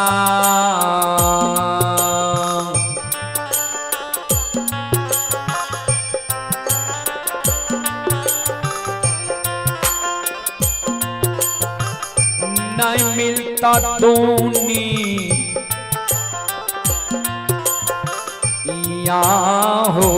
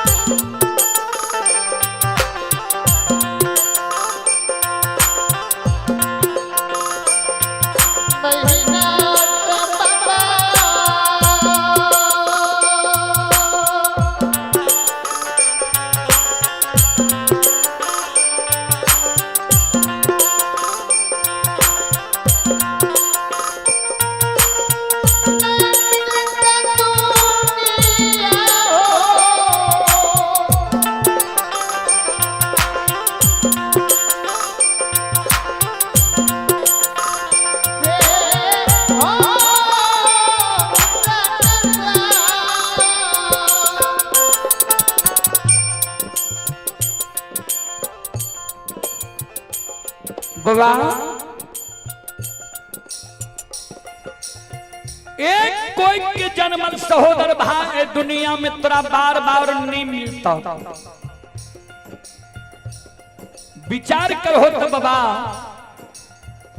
बेटा जब बाप के जांग पर गंदा क्या दे छे, बाप की करे छे, जांग काट के फेंक दे छे कि गंदा के साफ करवावे छे। वह समान लक्षण तोहर छोट भाई पुत्र के समान छ, तू लक्षण के लिए बड़ भाई पिता तुल्य छो। लक्षण जब गलती कैल के तो लक्षण का बुझे बहा समझे बहा कि आगे में जला के मार दबा। याद छे बड़ भाई के धर्म, याद छे बुजुर्ग लोग के कार्य। ए मैनाथ बाबा हमारा बाप के बाबा तुम माना।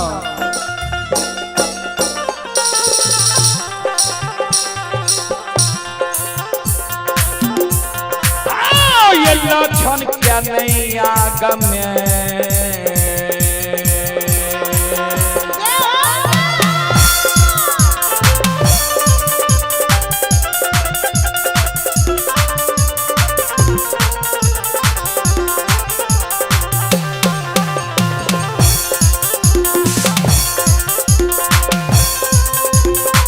हो महीनाथ बाबा।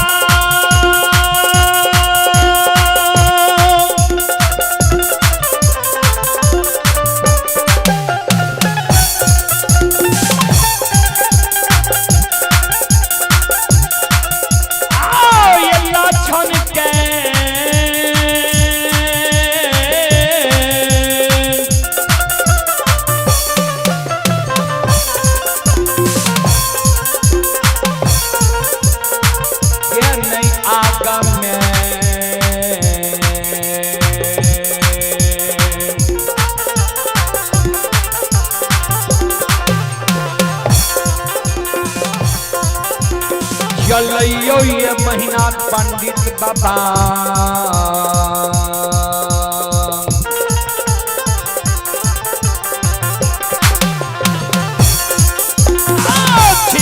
होता ये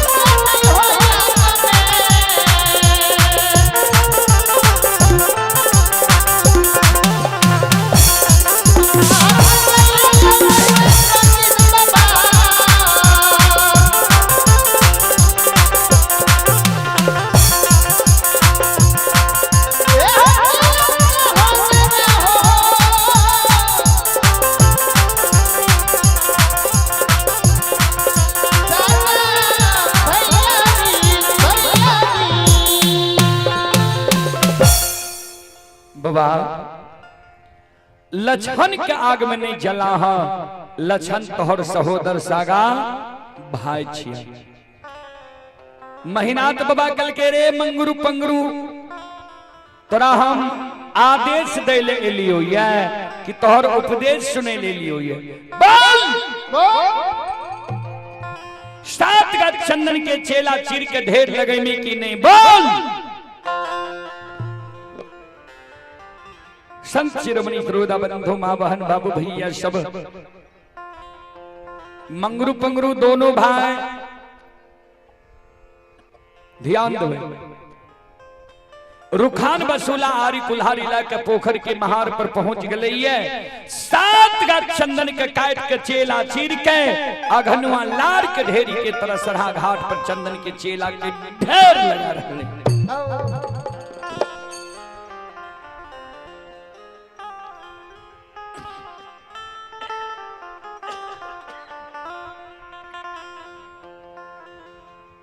श्रोता बंधो, कभी लिखनिए बुरे दिन जब आते हैं 3 चीज भयो भिन्न, खाना पानी बैस की विधाता लियो। बुरा समय जब मानव के आवे वाला रहे छे, भगवान 3 गो चीज पहले छीन ले छे। कहबे कौन कौन चीज?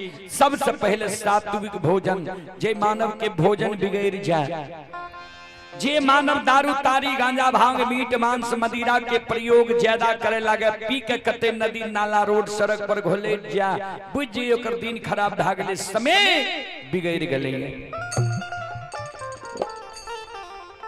मंगरू पंगरू दोनों भाई 7 गाछ चंदन के काट के चेला चीर के घनुआ लार के ढेरी के तरह सरहा घाट पर चेला के ढेर लगा दिल के। मंगरू पंगरू दोनों भाई प्रतिदिन दोपहर में गाय के पानी पिलावे जा रहे, वह सरहा घाट पर आज जे लछन गले, लछन के नजर पड़ गए 7 गाछ चंदन के चेला पर।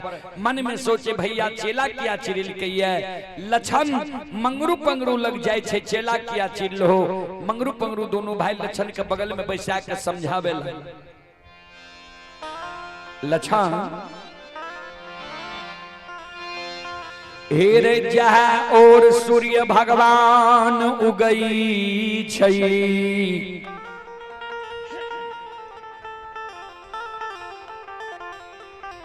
वहाँ और मानव प्रणाम करई।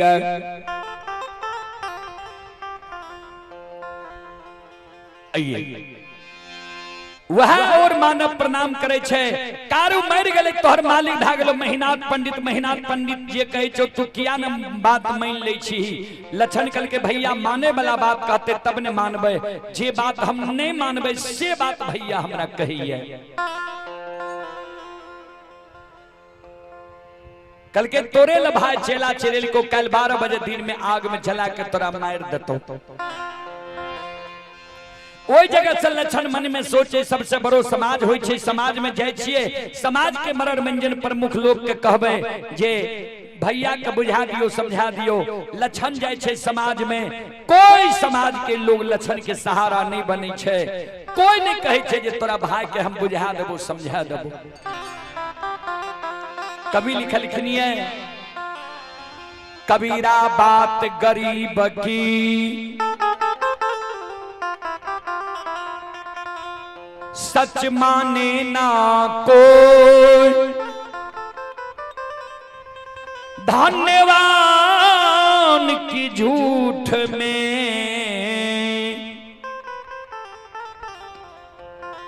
हाँ जी हो।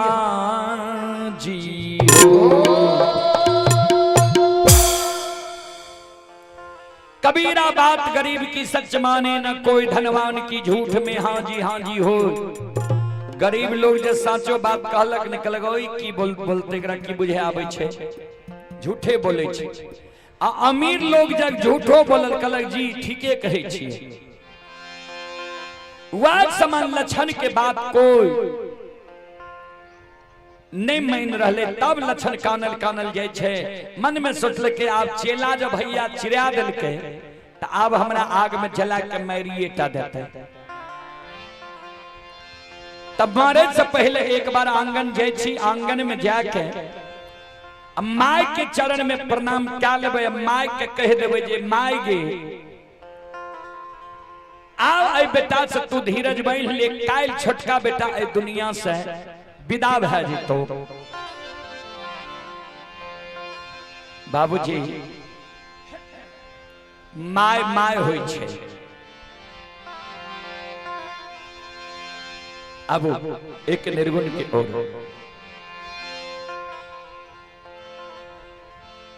ए माई तू कहमा गईलू,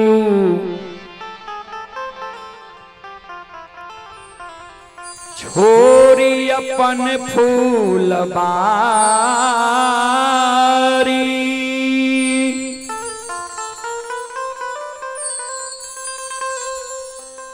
तोहरा बिना हम भैनी अभागा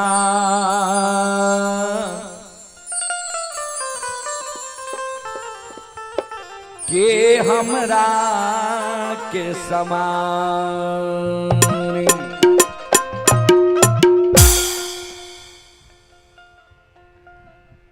के हमरा के मुंह में खिलई है के हमर के सिया संहारी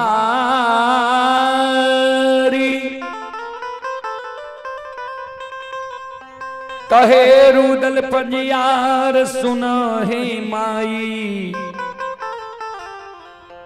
के सुनी हमरो लाचारी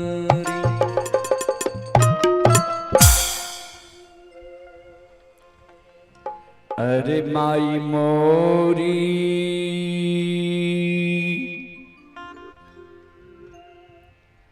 हो गईले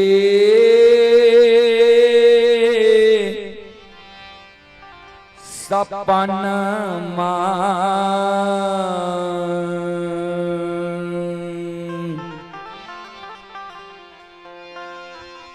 आज हमारे कमलेश्वरी बाबू की माता जी स्वप्न की तरह हो गई। भरल पूरल परिवार को छोड़ करके संसार से चली गई। तो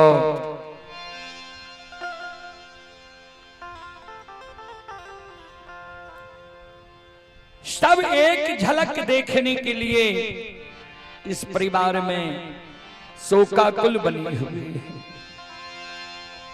आत्मा मां के कारण सभी की व्याकुल हो। अरे माई मोरी हो गईले सपनमा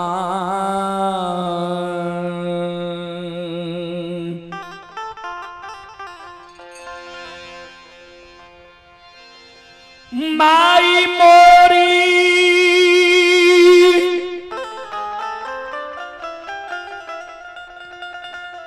अरे हो गईले सपनमा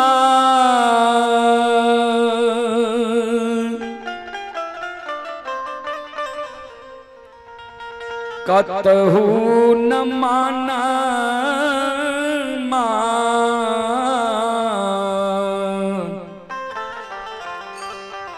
लागे एरा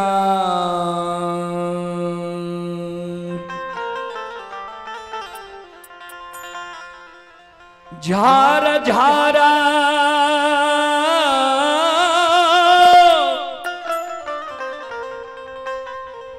बरसे नयन कतहु न माना लागे एरा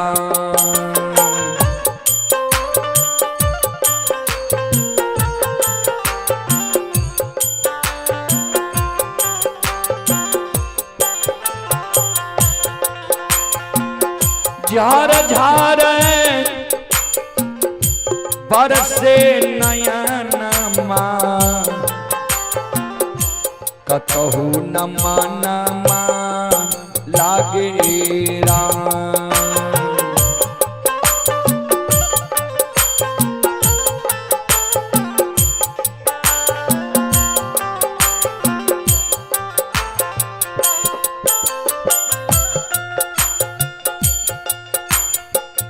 माई मोरी हो गईली सपनमा माई मोरी हो गईली सपनमा कतहु न मानमा लागे राम। झार झार बरसे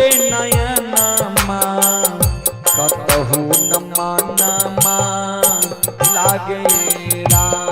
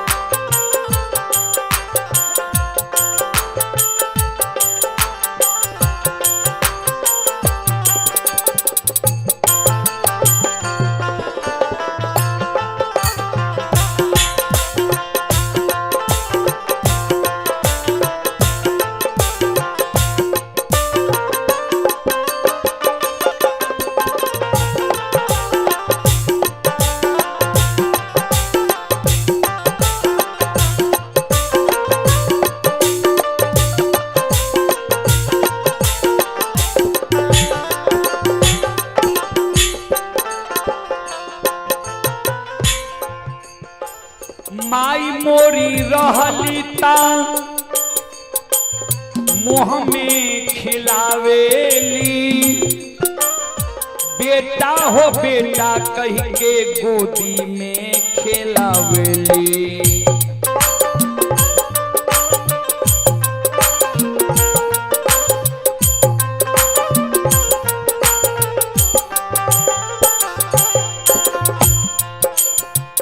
माई मोरी रहली ता मुँह में खिलावेली, बेटा हो बेटा कह के गोदी में खिलावली।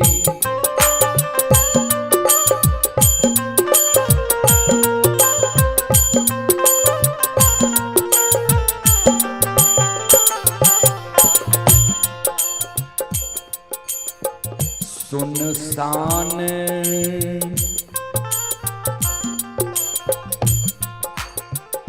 सुनसान लागला भवन मां।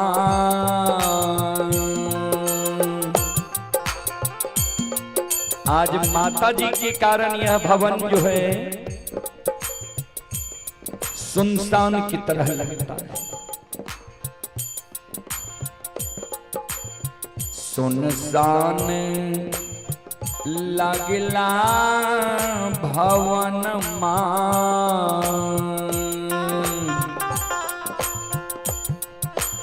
सुनसान लागला भवन मां, कतहु न मन मां लागे राम। झार झार बरसे नयन मां, झार झार बरसे नयन मां, कतहु न मन मां लागे राम।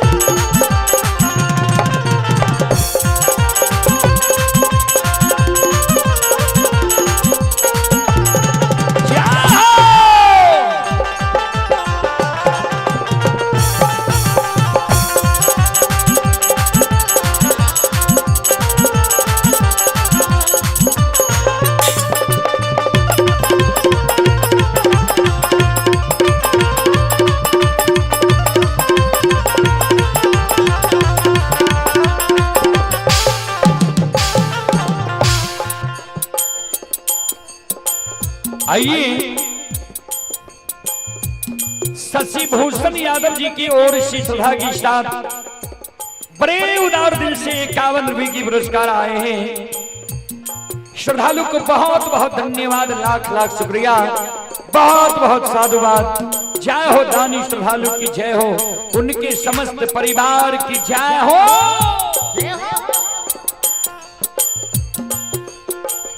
माई हमार रहली ममता के सागर, उन्हीं से भइली हमर दुनिया उजागर।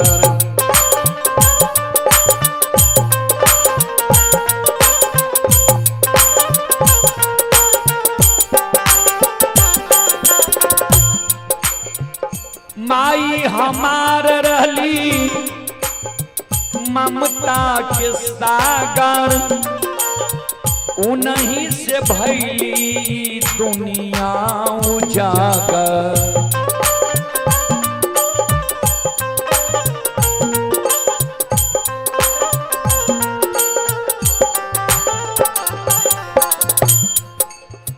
उनके तिहार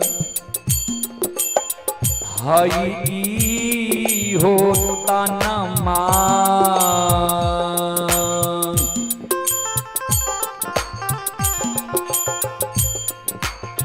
उनके तिहार हई होता न मान।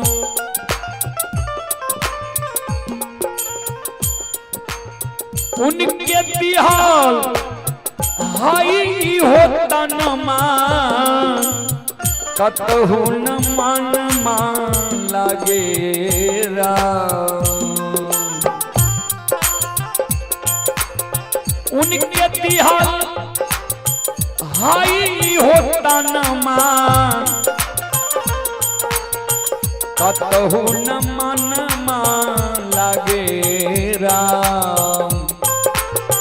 माई मोरी हो गईली सपनमा, कतहु न मानमा लागे राम।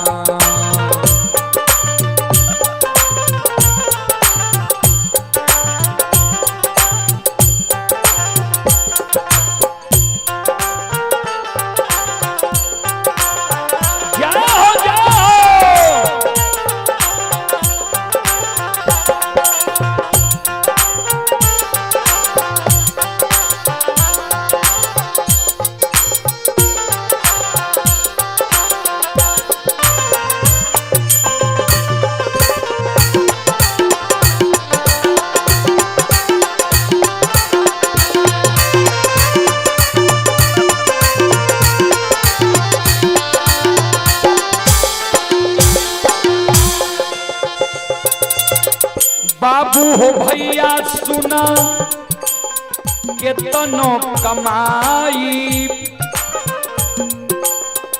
माई के दूध के कर्जा साधा नहीं पाई।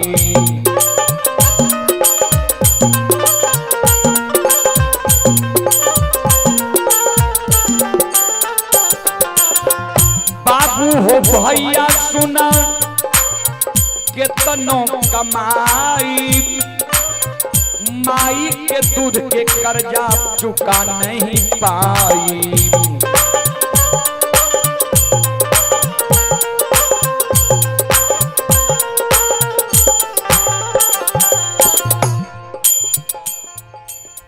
माई बिना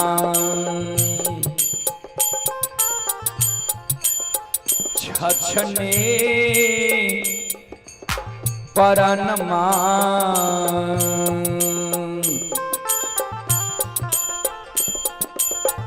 माई बिना छछने परनमा, माई बिना छछने परनमा, कतहु न मनमा लागे राम। झार झार बरसे नयनमा, झार झार बरसे नयनमा, कतहु न मनमा लागे राम।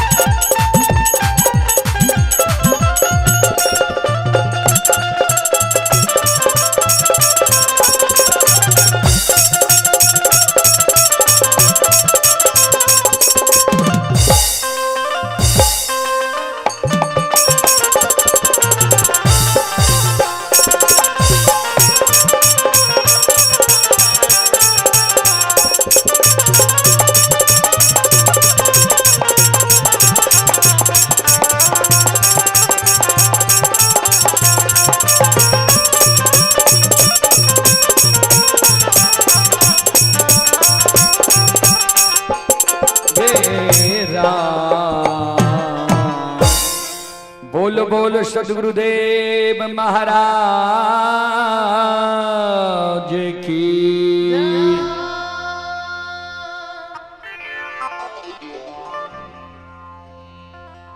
लछन ध्यान देबै,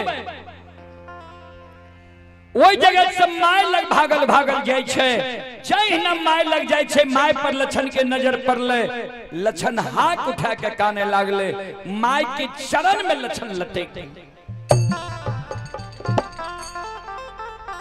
माय दयालु लछन के हृदय से लगा लेलके, आंचर से आंसू के पोछे, बेटा की भेलो, किया आंख से आंसू गिरै छौ।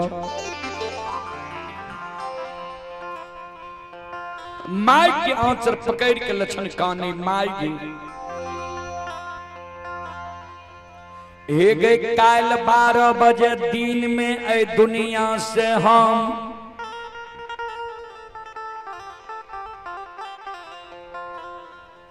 विदा भै जइबौ।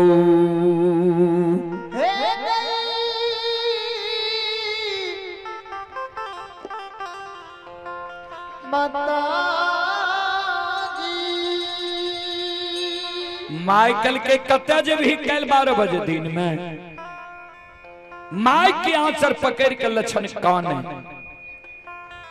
कल 12 बजे दिन में हमारा आग में जल के मार देतई।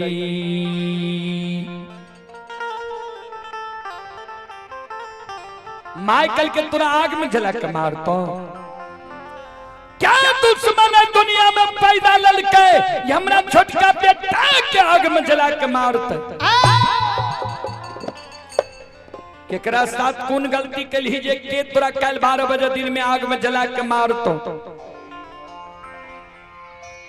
लछन कान गलती हमारे इतने गो छे, सवेरे सवेरे हम मुहा मुही जवाब क्या दिली। माइकल के केकरा मुहा मुही जवाब के लिए है। लछन काने कैन कैन के माय के कहे, हे गे माय आ भाई आगे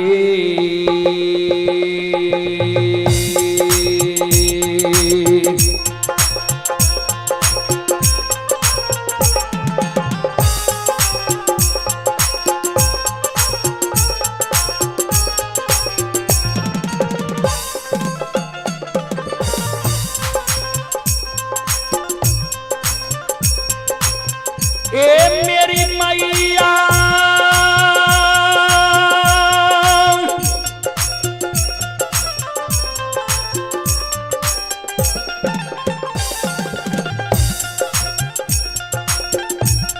आगे भाईया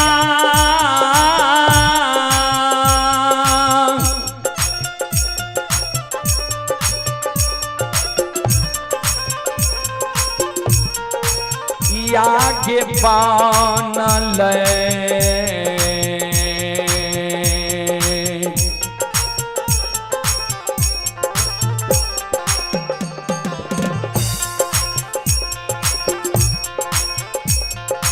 कसैया गे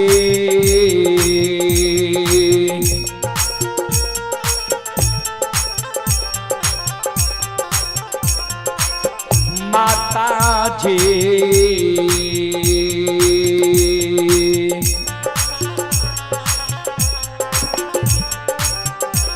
ये गए हमरा लिए महापुरा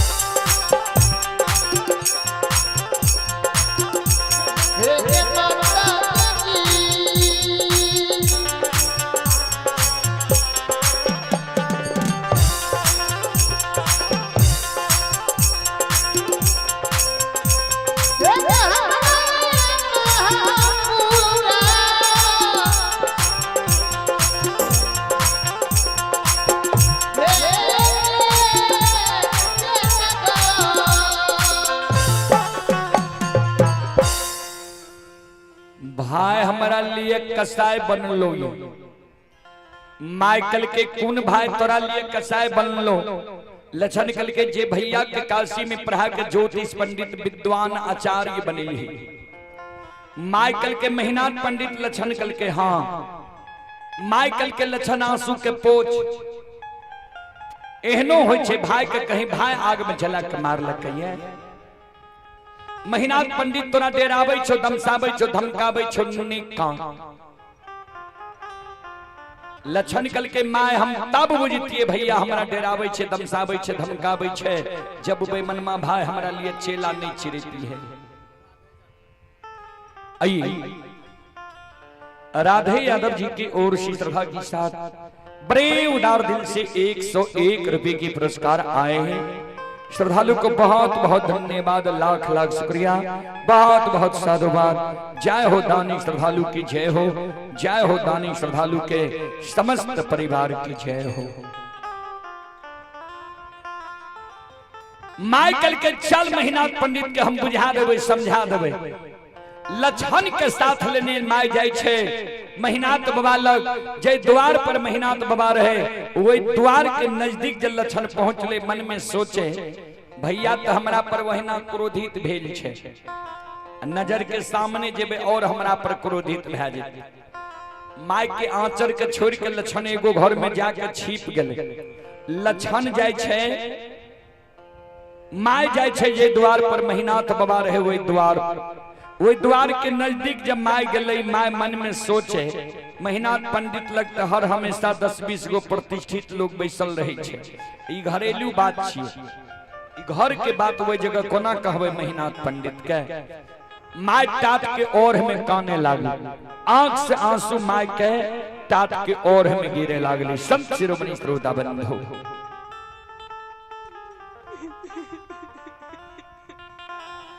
टाट के ओर में माय काने लागले। माय के कानब जब मेहनत बाबा सुने छे, मेहनत बाबा मन में सोचे माय कथी ले जगह काने ले लिया। माय हो जगह कानल कानल चले थे, 10-20 गो प्रतिष्ठित लोग छे सुन जेते। अपने से मेहनत बाबा जाय छे माय लग, जहिना माय पर मेहनत बाबा के नजर पड़ले, अब मेहनत बाबा पर माय के नजर पड़ले, माय और हाथ उठा के काने लागल। श्रोता सज्जन मृद माँ बहन बाबू भैया सब ध्यान से सुनवाए।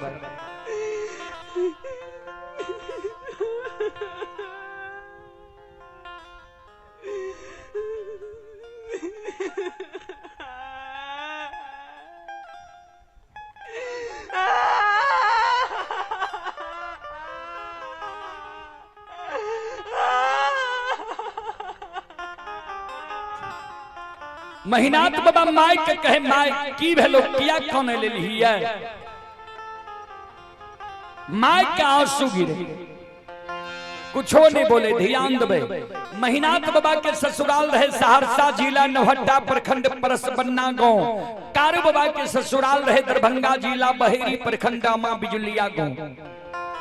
6 महीना से कारू बाबा के धर्म पत्नी कृष्णावती विधवा बन के महापुरा नगरी में रहे। मेहनत बाबा कहे माय के माय गे परसबन्ना वाली तोरा कुछो कह दिल को या बिजुलिया वाली दुल्हन को उल्हन पराग दिल को जे कानल हमरा लगल ही की भेलो, तोरा किया आंख से आंसू गिरे छो। माय के आंख से आंसू गिरइए, कैन कैन कै माय मेहनत बाबा के कहे हेरो मेहनत आकांगा थीले।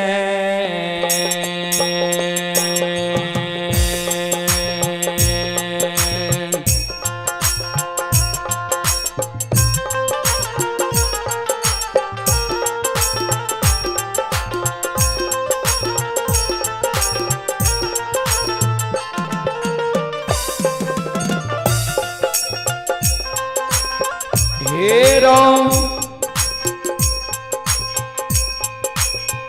बड़का बेटा का थीले तोरा,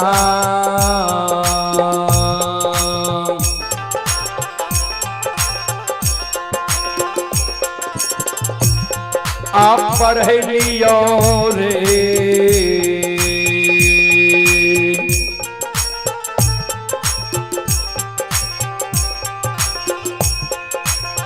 बड़का बेटा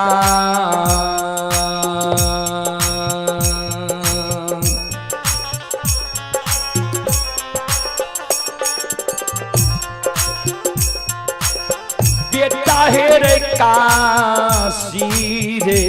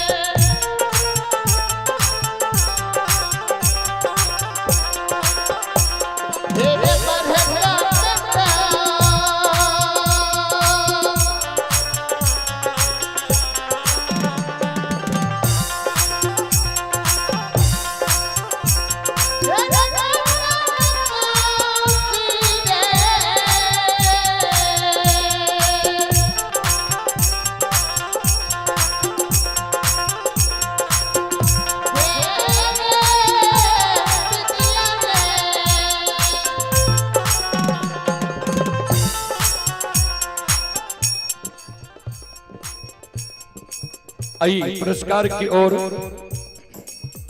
नवनीत कुमार यादव सबलपुर के निवासी हैं। नवनीत कुमार यादव जी की ओर से श्रद्धा के साथ बड़े उदार दिल से शानदार 51 रुपए की पुरस्कार आए हैं। श्रद्धालु को बहुत बहुत धन्यवाद, लाख लाख शुक्रिया, बहुत बहुत साधुवाद। जय हो दानी श्रद्धालु की जय हो, उनके समस्त परिवार की जय हो।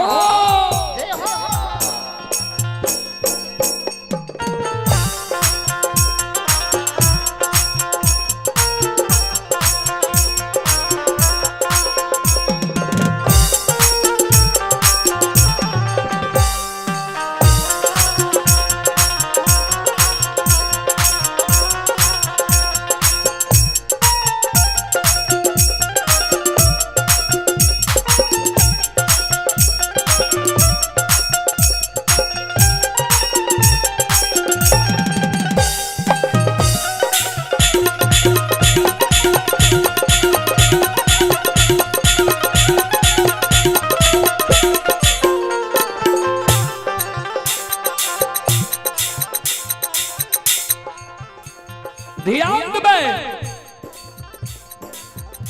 माँ कहे महीना तो बाबा कहे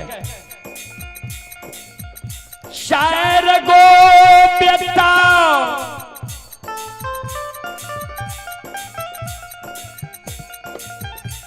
भगवान आई बुढ़िया माई के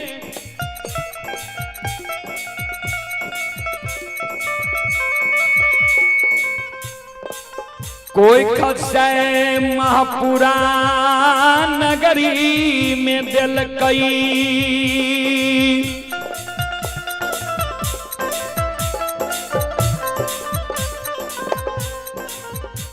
चारों में सबसे बड़ भाग के तू जन्म ललही। तोरा हम काशी में पढ़ेलियो जे 4 गो बेटा में जे कम से कम एगो बड़का बेटा के पढ़ा लेबे, शिक्षित ज्ञानी बना लेबे।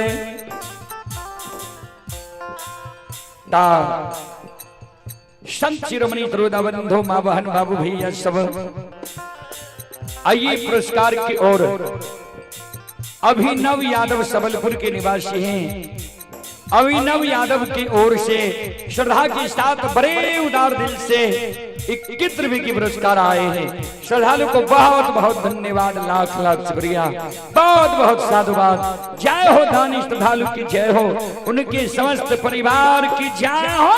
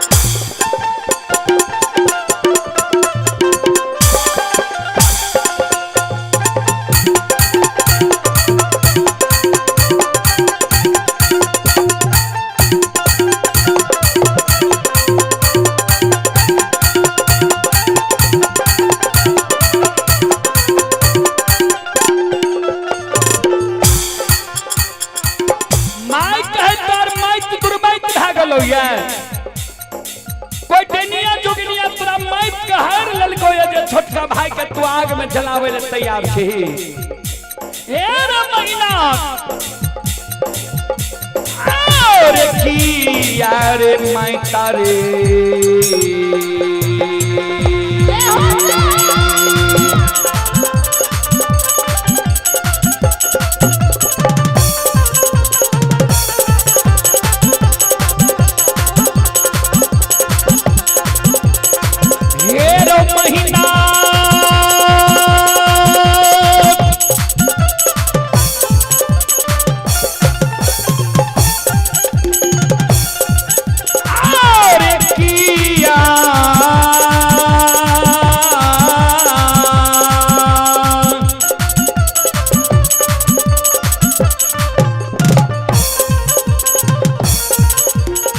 यारे माई तारे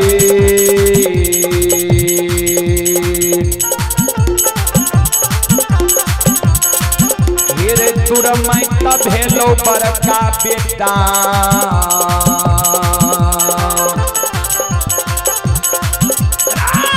बेटा महापुरा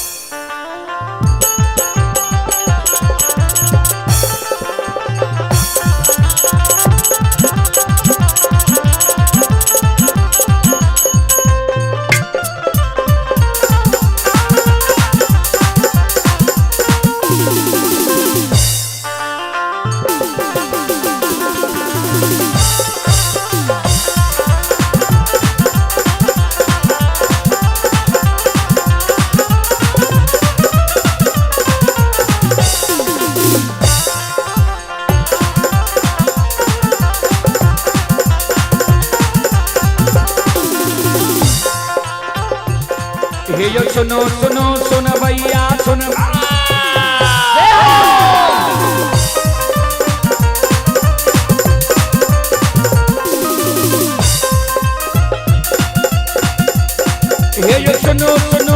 गवैया सुनबे यो गवैया बजवैया सुनबे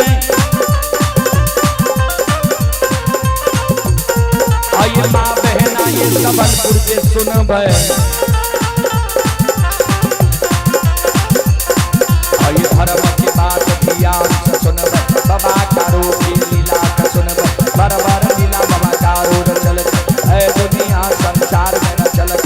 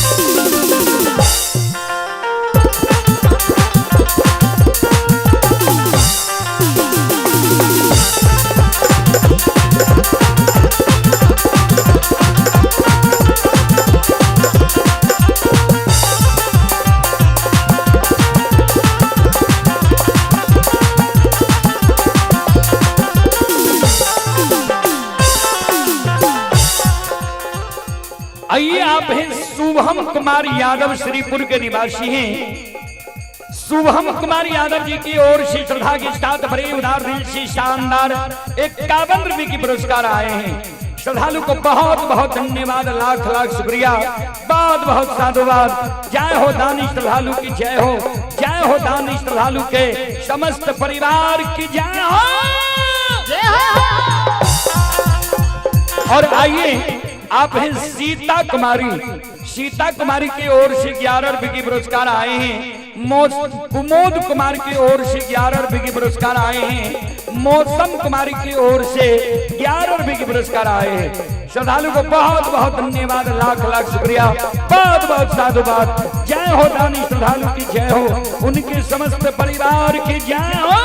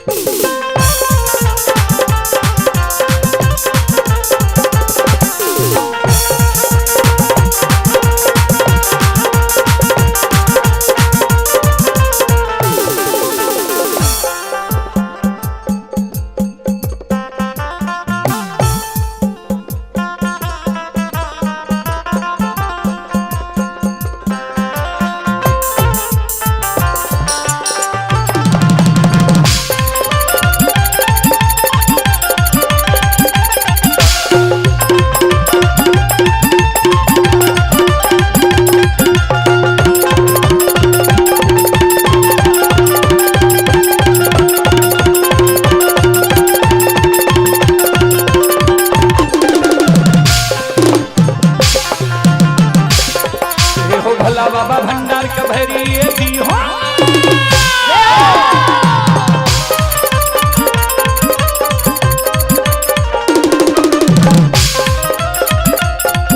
हो भला बाबा भंडार के भरी दी हो ज्ञान के दीप सरस्वती जलई हो आइए मन से ने भूलता मन से ने छोड़ता आगे सिर में सबैया सेवक करती हो सेवक के मन की मनोरथ नहीं हो बिगड़ल दाम कली मल बनई हो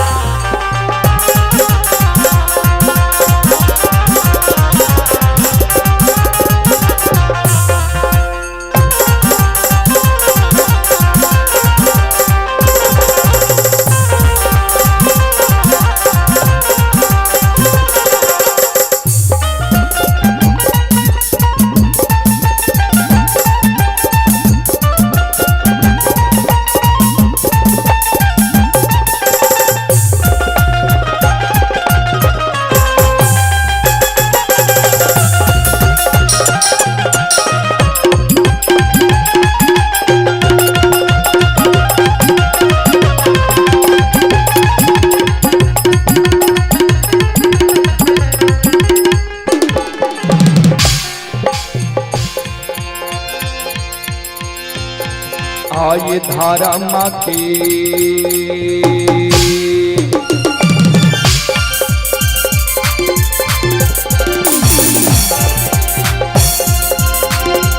यो बाबा धारा माँ के लीला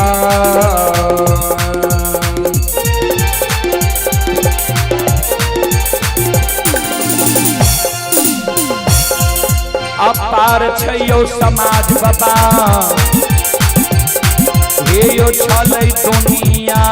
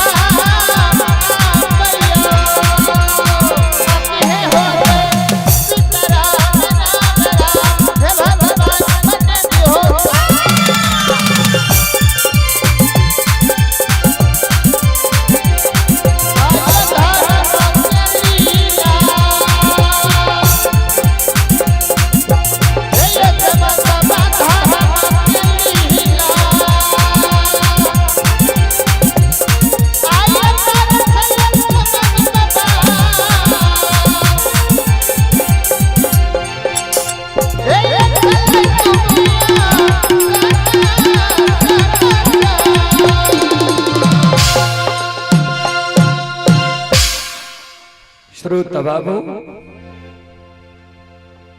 महीना तो बाबा माय के कहल के माय समय जिगलियो तू कत एलही है लक्षणा के पैरवी में माय हमरा लगली है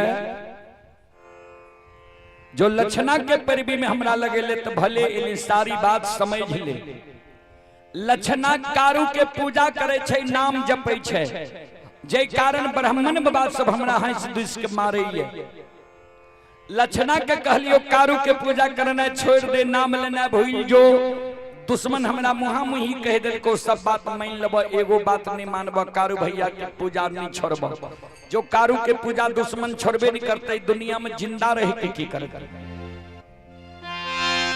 वो दुश्मन ले 7 गा चंदन के चेला चिरा के ढेर लगे लियो कल 12 बजे दिन में आग में जला के मारबो हमरा लग जे माय एलही है मन में ये बात लेके जे महीनाथ पंडित के कहबे भाई छियो आग में नहीं जलाही तो मैं आए तोहरे को बात नहीं मानबो दुश्मन लक्षणा के आग में जला के कल 12 बजे दिन में मार माय धरती पर मरछा के गिर गेले। महिनाथ बाबा द्वार पर चल जाय छे, लछन एले भैर बांध के पकड़ लेके। माय चल भैया हमरा आग में जला के मार देते, मर जेबे। हमरा कारण जे भैया तोरा एगो कठोर वचन कह देतो सुइन जेबो तो माय पहलिए जहर विष खा के मर जेबे। माय के पकड़ने लछन आंगन गले। आंगन में कारू बाबा के धर्म पत्नी लग लछन काने लाग। कारू बाबा के धर्म पत्नी कल के सुना भाईजी जे तोरा पर क्रोधित भेल छ, भाईजी के आंख से ओझल महीना 6 महीना साल भर बह जा, कोनो कोट में ते रिश्तेदारी चल जा। लछन मन में सोचे ठीके कहे छे भाभी मां। लछन वहां से भागल भागल गाय बछरू के जे लाठा बथान पर बांधने रहे, गाय बछरू लग चल गए। मनहा सार लछन के कहे किया कान ले ली है, सारी बात लछन बताब। मनहा सार कल के जे काल तोरा आग में जले तो नोकर आए तोरा हम धुआं दिखा देबो। लछन मन में सोचे भैया हमरा आग में जला के मारते, ई जानवर छी, बलवान छे। भैया के जे ई सिंह से जीव घात कह देते तो फिर हम भैया केकरा कहबे, भैया हमर के हेते। एहि कारण भैया हमरा मार देते ठीक छे, लेकिन वो बोर भाई पर नहीं हम हाथ उठेबे, नहीं लाठी उठेबे, नहीं मनहा सार से मरबे। मनहा सार के गला में रस्सी लपटा के मोटगर खुट्टा में मनहा सार के बांध के लछन मन में सोचे भाई के हम ननिहाल चल जाए छो। ननिहाल में जाब ने नाना मामा के गाय भैंस चराब, वहीं रहब, भाई के हाथ से हम नहीं मरब। भागल भागल लछन डुमरी ननिहाल के ओर जाय छै।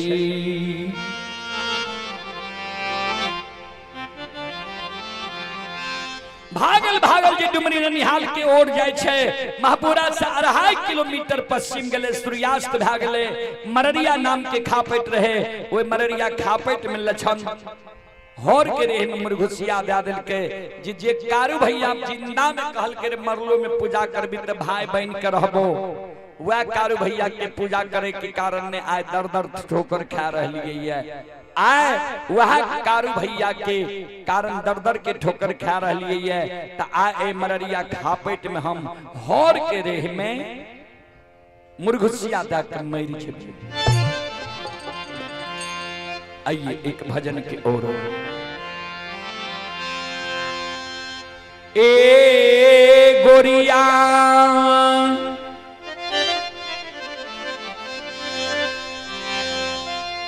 कावन गुणमा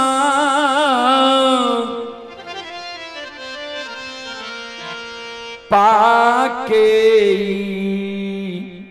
इतराइल बारू।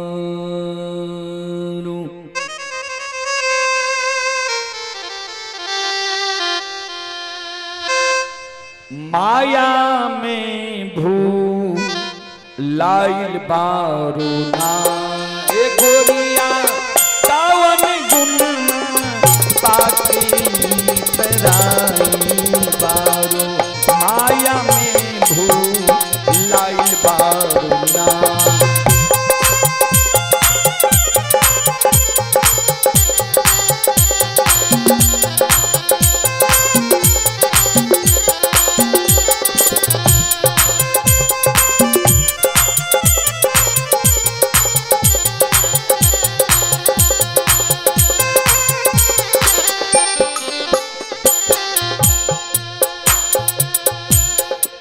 गोरिया इस जीव को कहा गया है। आइए पुरस्कार की ओर श्रवण कुमार, ग्राम सबलपुर, पोस्ट दिघी, थाना लक्ष्मीपुर, जिला जमुई। श्रद्धालु की ओर से 51 रुपए की पुरस्कार आए हैं। श्रद्धालु को बहुत बहुत धन्यवाद, लाख लाख शुक्रिया। जय हो दानी श्रद्धालु की जय हो, जय हो दानी श्रद्धालु के समस्त परिवार की जय हो।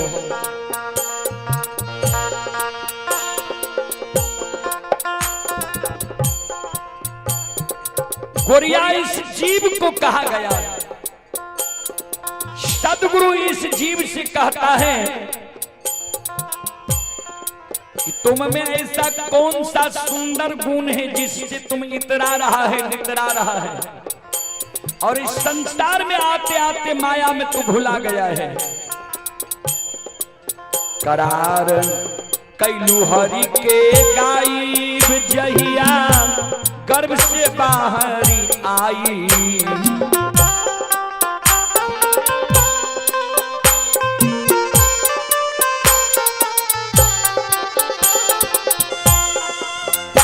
करार कैलू हरि के गायब, हम और आप इस संसार में आए हैं करार करके, किससे? सदगुरु से। मां की गर्भ में हम और आप जब उल्टा लटके हुए रहते हैं, उस आंध कुआं में भगवान से हम और आप विनती करते हैं, हे प्रभु, हे परमात्मा, हमको इस आंध कुआं से बाहर कर दीजिए। बाहर होते ही मैं आपका भक्ति करूंगा, आपका गुणगान करूंगा, आपका नाम जपूंगा, और इतना न भक्ति करूंगा कि फिर मानव फिर जन्म लेना नहीं पड़े। सबसे ज्यादा कष्ट होता है मरने में और जन्म लेने में, लेकिन यह बेईमान जीव मां की गर्भ से बाहर होने के साथ कहता है कहां कहां कहां। ध्यान दीजिएगा, बच्चा जब जन्म लेता है तो हमारी माँ बहन कोई बर्तन हो या डगरा हो लेकर के बजाती है, इशारा करती है कि जो गर्भ में तू करार किया है, लो यह वाद्य यंत्र बजाओ और उनका भक्ति करो।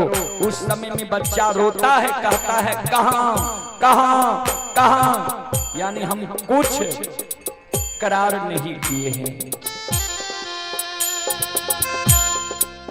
करार कैलू हरि के गायब जहिया गर्भ से बाहरी आई। करार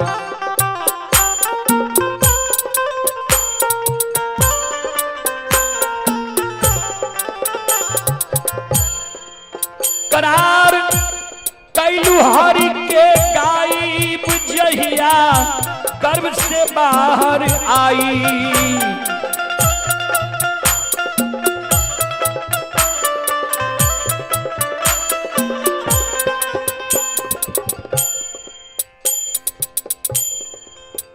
यारी छोड़ लू बाकी,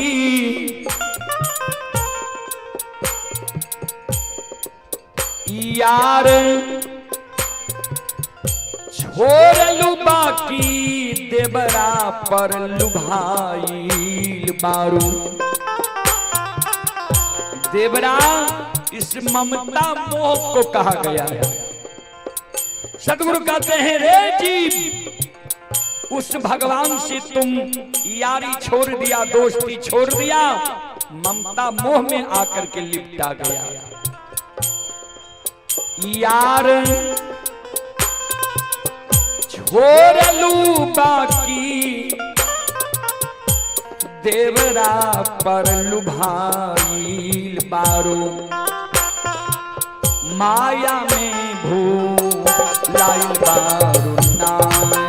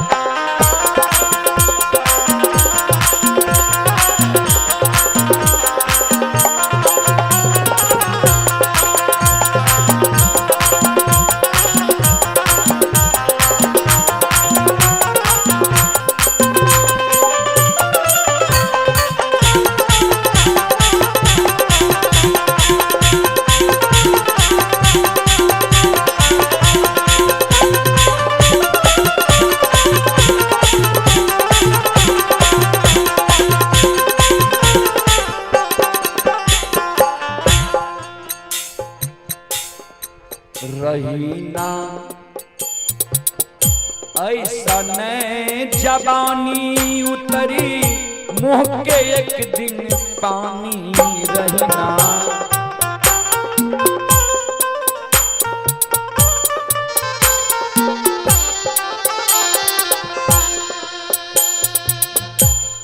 रही ना ऐसन जवानी जिस शरीर पर घमंड कर रहा है, यह रहने वाला नहीं है। यह सुंदरता, यह जवानी सदा नहीं रहा है, किसी का नहीं सदा रहेगा। एक दिन उतरी मुंह के पानी, यह सुंदरता भी एक दिन गायब हो जाएगा।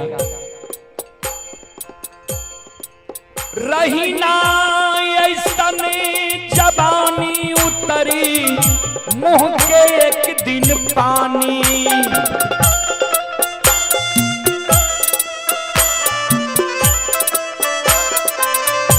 हो रही ना ऐसन जवानी उतरी मुंह के एक दिन पानी।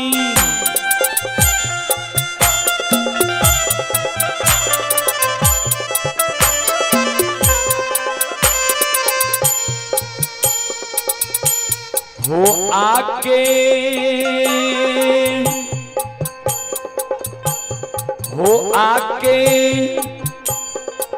ध्यान न धैलू वासना में अझुराइल बारू। आके ध्यान न धैलू वासना में अझुराइल बारू। माया में भूलाइल बारू।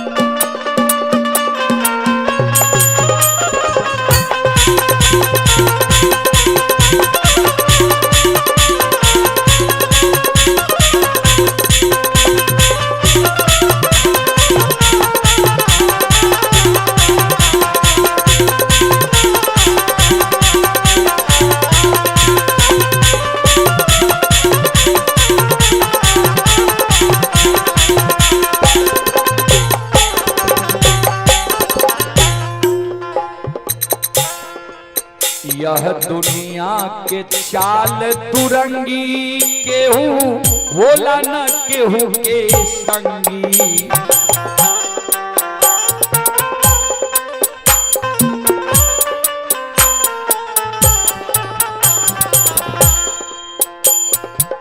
यह दुनिया के चाल दुरंगी। कैसे यह दुनिया का चाल दुरंगी है? बेईमानी शैतानी करके परिवार का भरण पोषण करता है, चलाता है परिवार को। भगवान के दरबार में पूरे परिवार नहीं पकड़ाता है। जो चोरी बेईमानी करता है वही पकड़ाता है। वैसे जो उस बेईमानी चोरी किया हुआ धन का उपयोग किया है सबको पकड़ना चाहिए, लेकिन ऐसा होता नहीं है।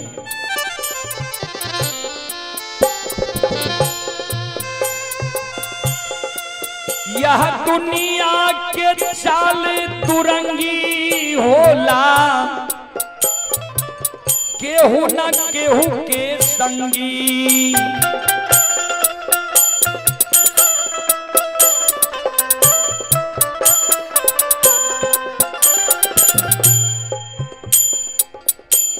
हो खाली जईबू जैसे खाली ये हाथ आई बारू। इस संसार में कितना भी धन अर्जित कर लीजिए, 10-20 बीघा जमीन खरीद लीजिए, 5 महला 10 महला बना लीजिए, कुछ साथ जाने वाला नहीं है। जैसे खाली आए हैं वैसे खाली ही जाना पड़ेगा, कारण वहां संग साथ ले जाने के लिए कोई साधन नहीं है। खाली जईबू जैसे खाली ये हाथ आइल बारू। माया में भूलाइल बारू।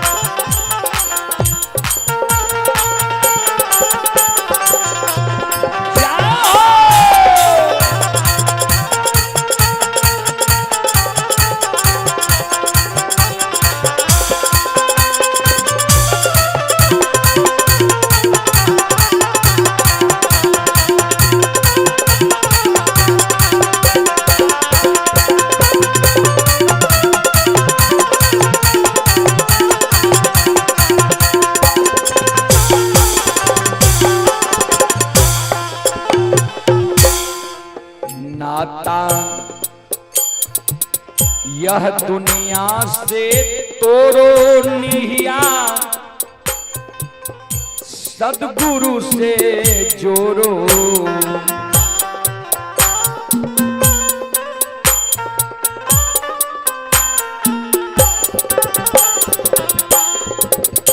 जब इस संसार से कुछ जाने वाला ही नहीं है तो फिर इस संसार से नाता क्यों? क्यों ना हम उस परमात्मा का ध्यान धरूं, प्रभु की भक्ति करूं। नाता यह दुनिया से तोड़ो निहिया, सदगुरु से जोड़ो।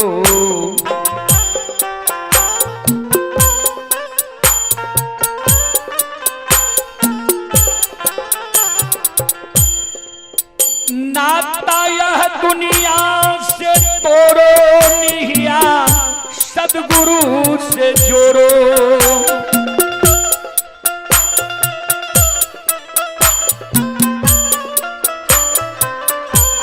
हो नाता यह दुनिया से तोड़ो निहिया, सदगुरु से जोड़ो।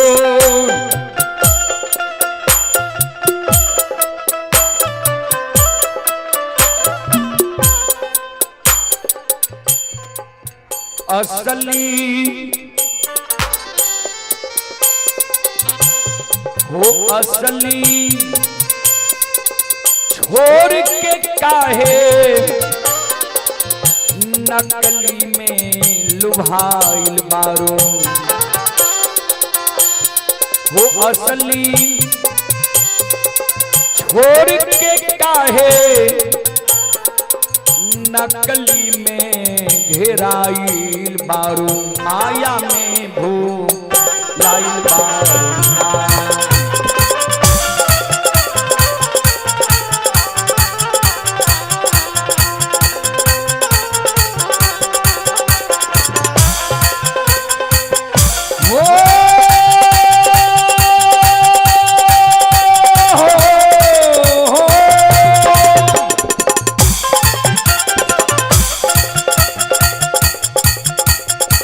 गोरिया कावन गुणमान पाके इतराइल बारो। माया में भूलाइल बारो। ए गोरिया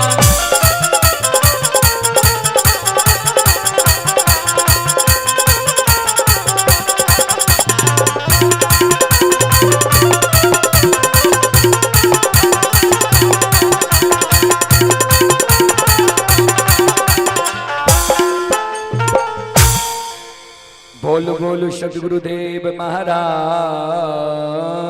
की।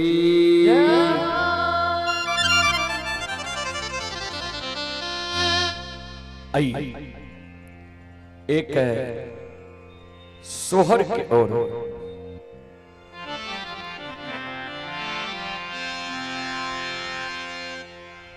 दो सहेली बगीचा में घूम रही हैं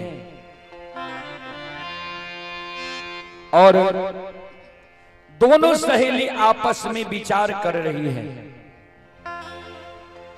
एक सहेली की बगीचा थी और वह दूसरी सहेली को बोल रही है। ध्यान दीजिएगा।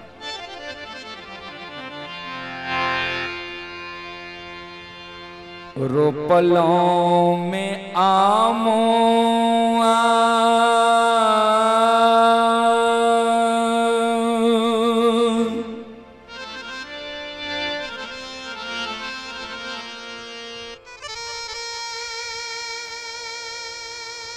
आरो रे अमोला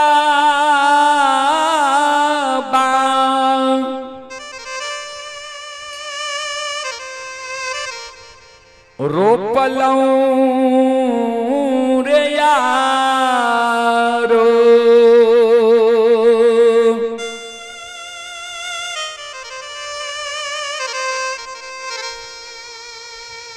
आरो रे अमोला बा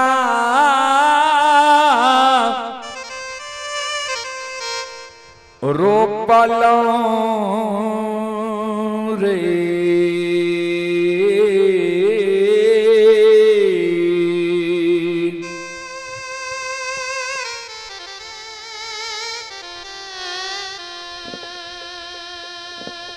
सखिया है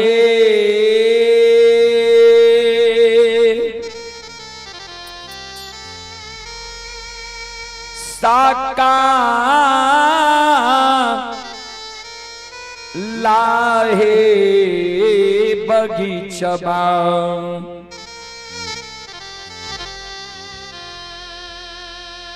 लागे छे उदाम सासे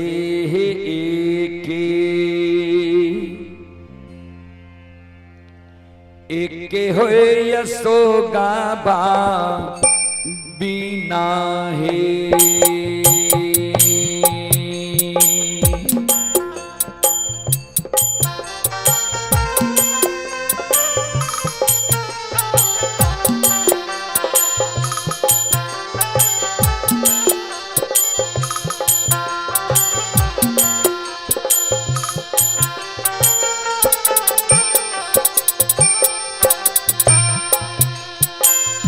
सखिया है साका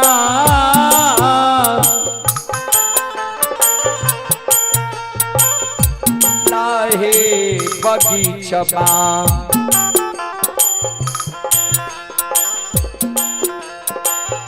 लागे छे उदाम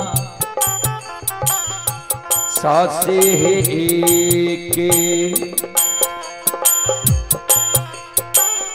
एक है यशोगाबा बिना है।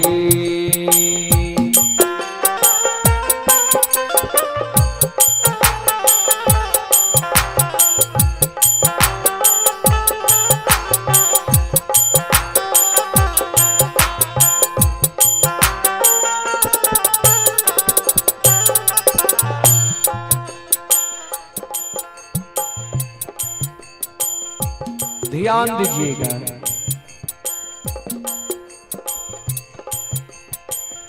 वही सहेली की शादी हुआ, सासुर गई। कुछ दिन के बाद उनकी मां मर गई।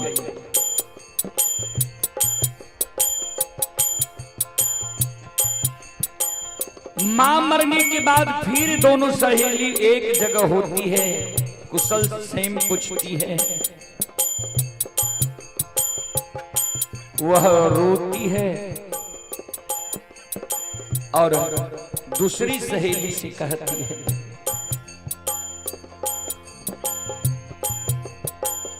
नहिरा में छालई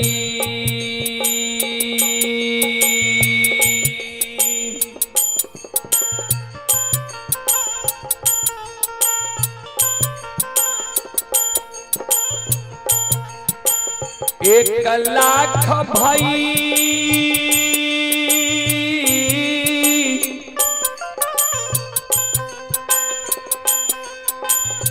या से ताबा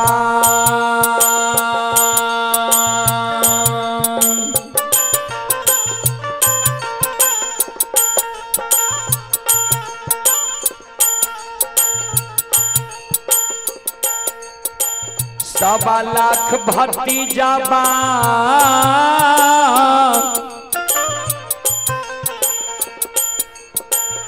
छलई हे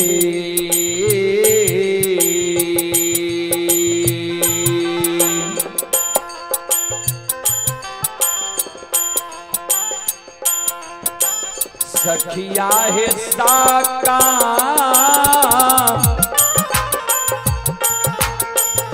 लाहे नैहरबा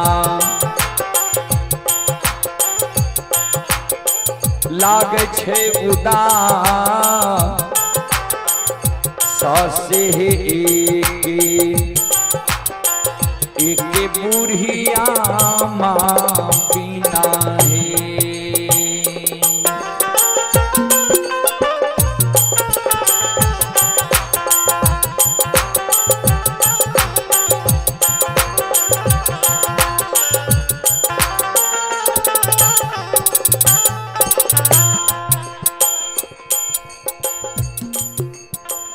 एक बुढ़िया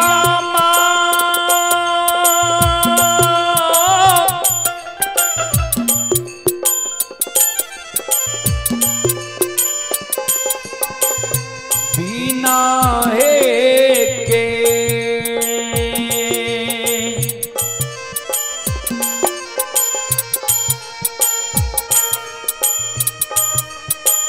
एक मोरी माता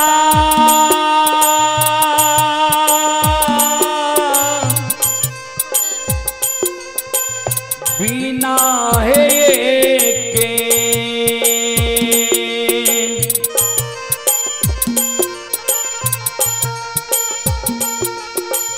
एक मोरी माता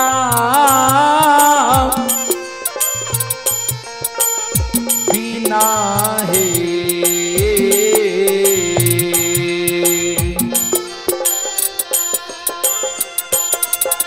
सखिया है साका लहे नैहरबा लाग छै उदा सासे हे एक मोरी माता बिना है।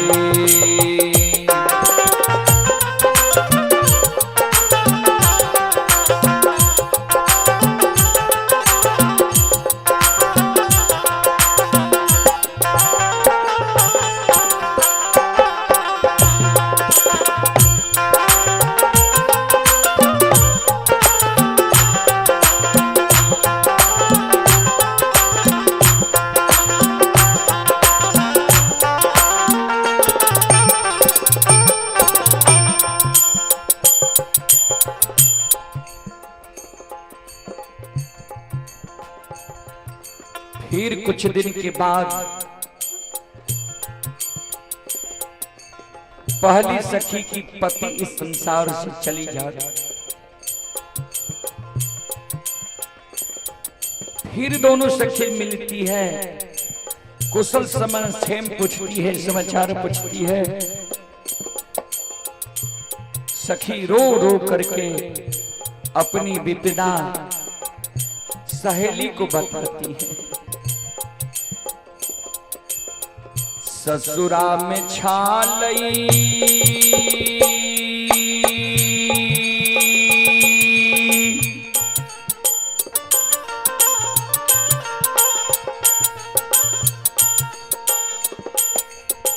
1,00,000 भाई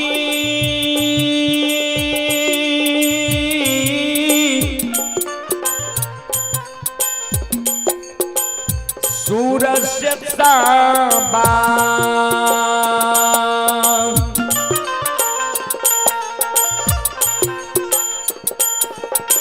1,00,000 दे 12 बा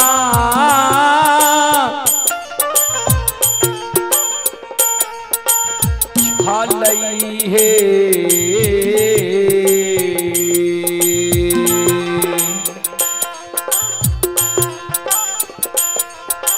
सखिया हिस्सा का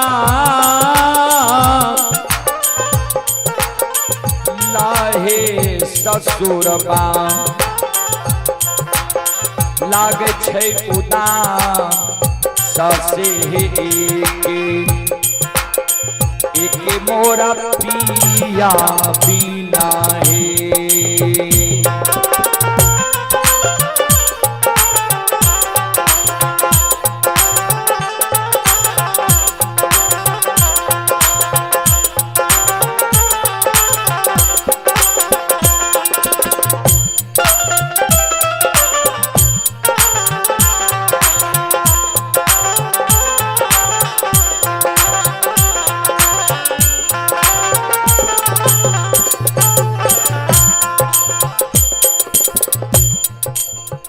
एक के मोरा पिया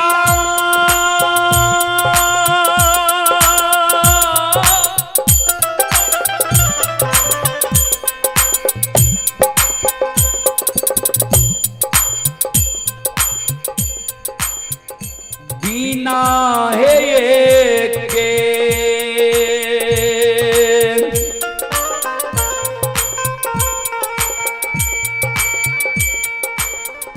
एक के मोर बलमुआ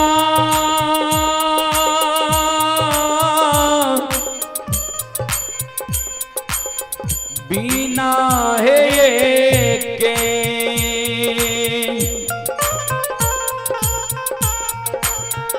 एक के मोर पिया बिना है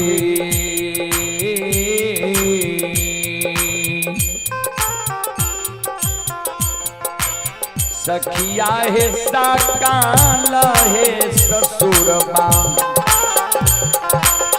लागे छै उदा ससे एक मोर पिया बिना है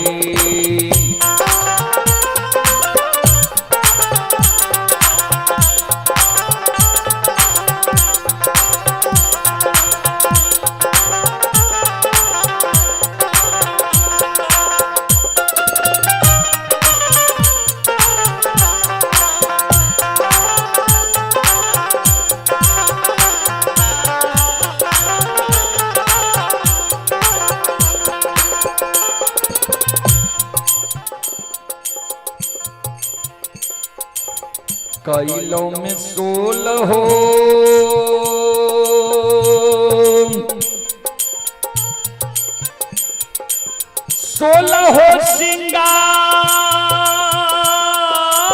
सिंगार रासे 32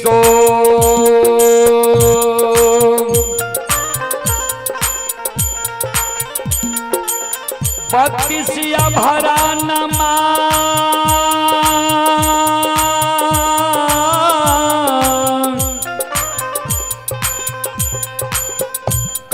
कैलूं हे सखिया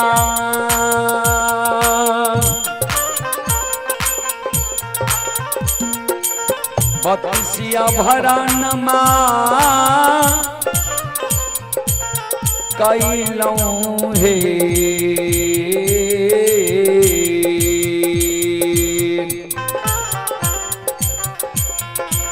सखिया हिस्सा काला है शरीरबा लागे छै उदा ससे एक बूंद सिंदूरबा बिना है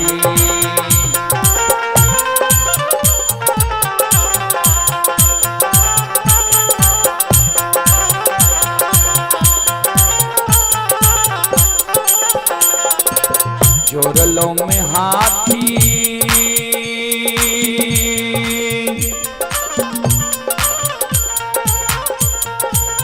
आरोहा में घोड़ा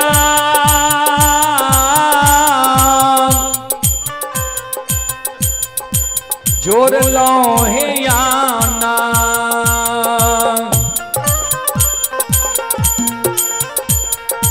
धन संपत्तिया जोर लो है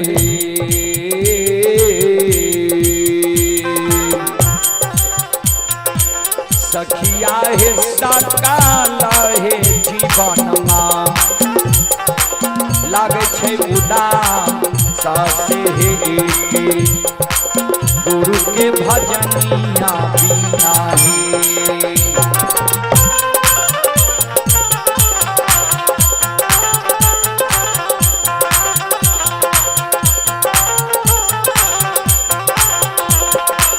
सखिया हे सकाला हे जीवन मां लागे छे उदास से हे गुरु के भजनिया बिना है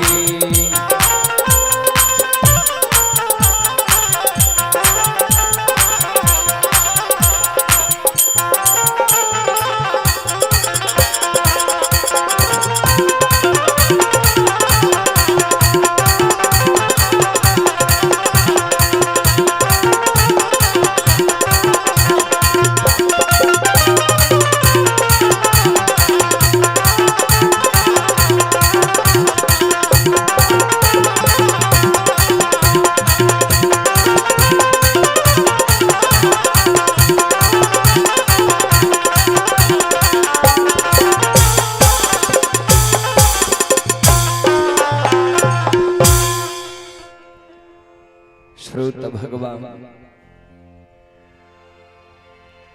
ध्यान श्रोत बंधु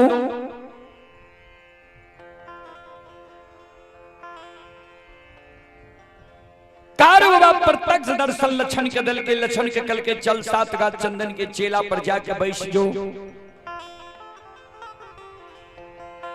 लक्षण बोझी में स्नान कल के धोती के वरना पिन्ना कल के जाकर सात गा चंदन के चेला पर बैठ गए महीनात बा अपने से सात गा चंदन के चेला में आग लगा दिल के जहिना सात गा चंदन के चेला में आग लगे के आग धो धो करे लागले बाबूजी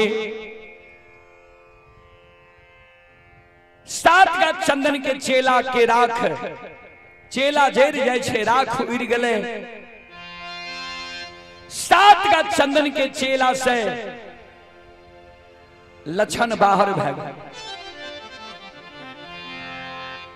बनगांव के ब्राह्मण बाबा लक्षण के पाछान लग गए लक्षण बाबू हम सब से कहे रहिए महीनाथ पंडित के जे भाई छिया आग में नहीं जला हो लक्षण के क्रोध है गए ए ब्राह्मण बाबा यहाँ सब हमारा दोनों भाई में झगड़ा लगा के भाई के रिश्ता का तार तार के लिए हमारा आग में जला के संत भैया कारू बाबा ओघरदानी नक्षेश्वर नाथ की कृपा ने जे आए हम सात गा चंदन के चेला से बैठ गए जहिना सात गा चंदन के चेला में हमरा जल लिए वहिना साप दै छी प्रत्येक साल बनगो में आग लागल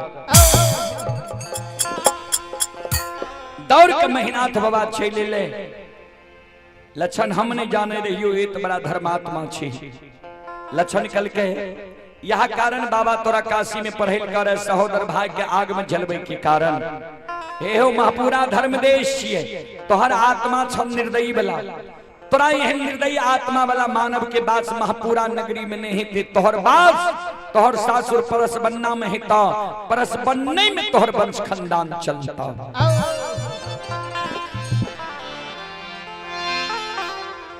महीनाथ बाबा के वंश खानदान बाबूजी परस बने में चलले महापुरा नगरी में नहीं रह सकले वहां दिन से लक्षण कारू बाबा के पूजा करे आ कारू बाबा के नाम जपे जेकरा लक्षण जे कह दे सदा सत्य भय जाए कबा खंड में कारू बाबा के नाम बाबूजी अगम अपार छे आबू एक है महादेवी और के बाद हम बानी के विराम दे कारण हमरा सबके जाना भी दूर है। चलो सब श्रोता बंधु से आग्रह करबे, सब माँ बहन सभी आग्रह करबे, यहाँ सब हाथ से ताली बजा के मुखार वृंद से भगवान के नाम लिया, भगवान के दरबार में यहाँ सब हाजिरी लगा लियो, सब मिलके चलो गावो बोल बोल उमापति महादेव की।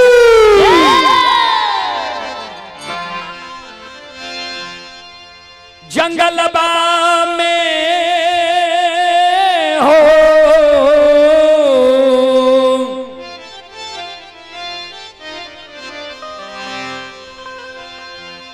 जंगलबा में हो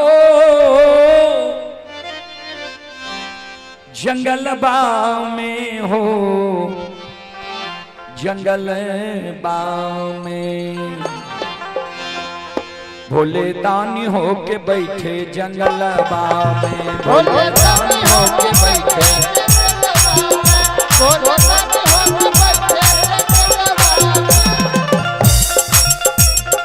जंगलबा में हो जंगलबा में हो जंगलबा में हो जंगलबा भोले दानी हो के बैठे जंगलबा में।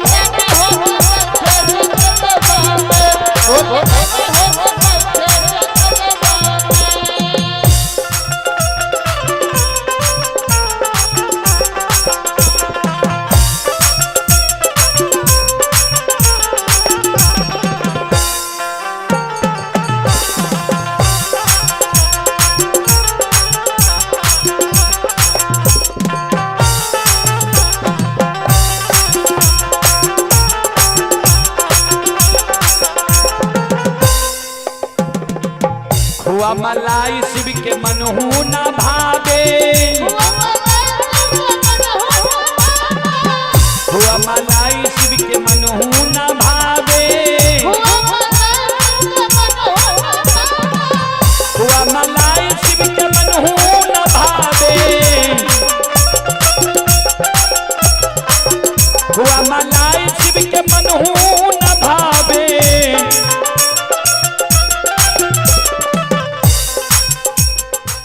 भांग के झोला बगलबा में, भांग के झोला बगलबा में भोले दानी हो के बैठे जंगलबा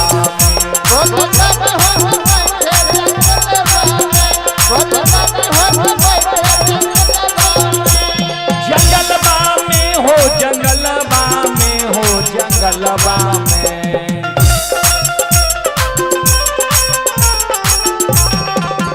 भोले दानी हो के बैठे जंगलबा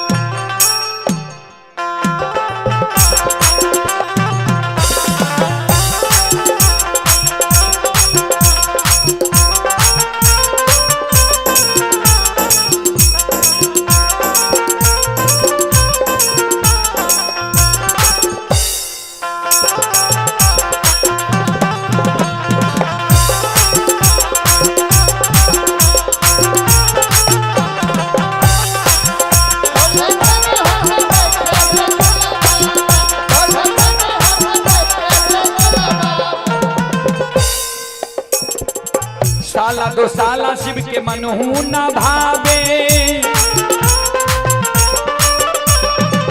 साला दो साला शिव के मनहु न भावे, साला दो साला शिव के मनहु न भावे, साला दो साला शिव के मनहु न भावे। मिर्गा के छाला कमरबा में हो, मिर्गा के छाला कमरबा में भोले दानी हो के बैठे जंगलबा में।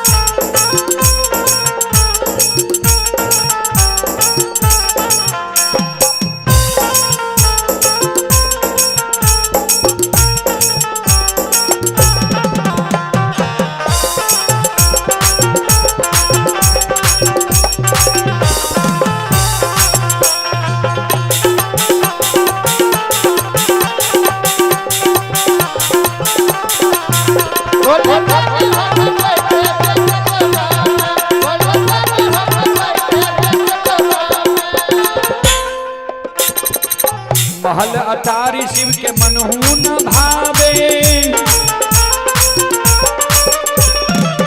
महल अटारी शिव के मनहू न भावे, महल अटारी शिव के मनहू न भावे, महल अटारी शिव के मनहू न भावे।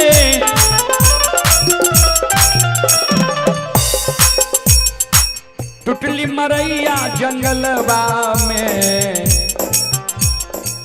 टुटली मरैया जंगलवा में, भोले दानी होके बैठे जंगलवा में, भोले दानी हो बैठे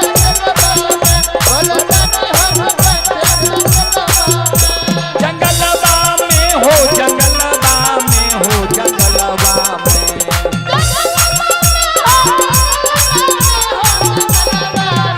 भोले दानी होके बैठे जंगलवा में, भोले दानी होके बैठे जंगलवा में।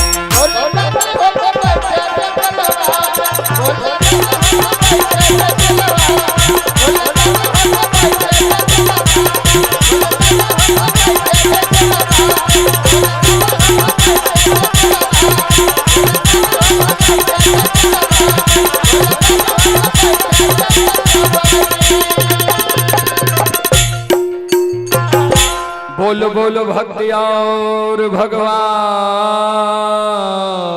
की। आइए एक और भजन, अंतिम भजन, उसके बाद हम लोग वाणी को विराम देंगे। आइए जरा तन मन से भजले, जय जय हो सिया राम, जरा तन मन से भजले, जय जय हो, जय जय हो सिया राम, जरा तन मन से भजले, जय जय हो सिया राम, जय जय हो सिया राम, जय जय हो सिया राम, जय जय हो सिया राम, जरा तन मन से भजले, जय जय हो सिया राम, जरा तन मन से भजले।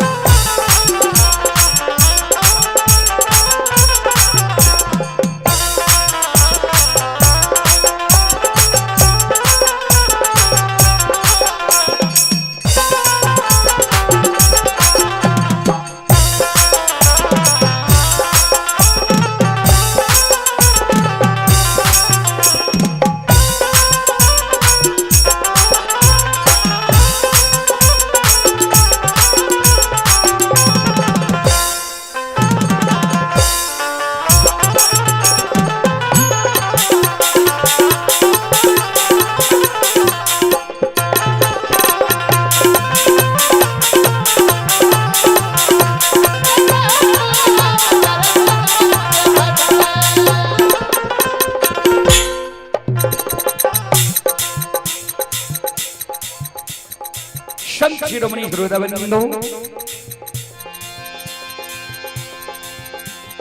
कहाँ बसे तुलसी, कहाँ बसे राम,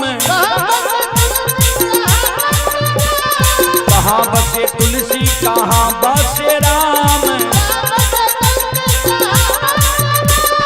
कहाँ बसे तुलसी, कहाँ बसे राम,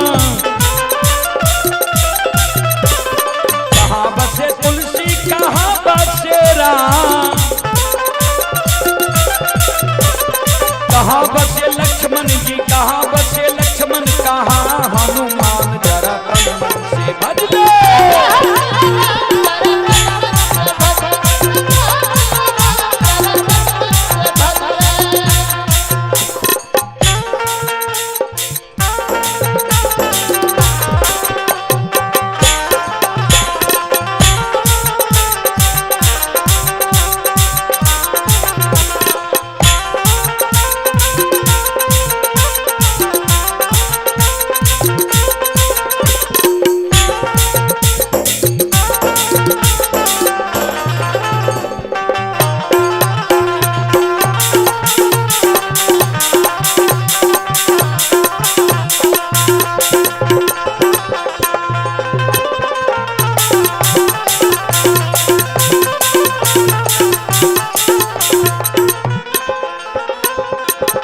आइए आप ही गुलशन कुमार, ग्राम सबलपुर, पोस्ट दिग्घी, थाना लक्ष्मीपुर, जिला जमुई के निवासी ही श्रद्धालु की ओर से 21 रुपए की पुरस्कार आए हैं।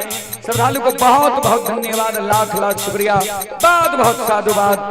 जय हो दानी श्रद्धालु की जय हो, इनके समस्त परिवार की जय हो।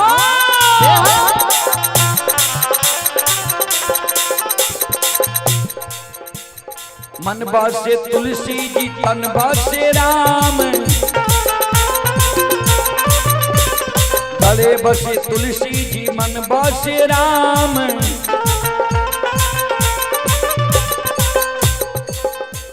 अयोध्या बसे लक्ष्मण, अयोध्या बसे लक्ष्मण, भुजा हनुमान, जरा तन मन से भज ले।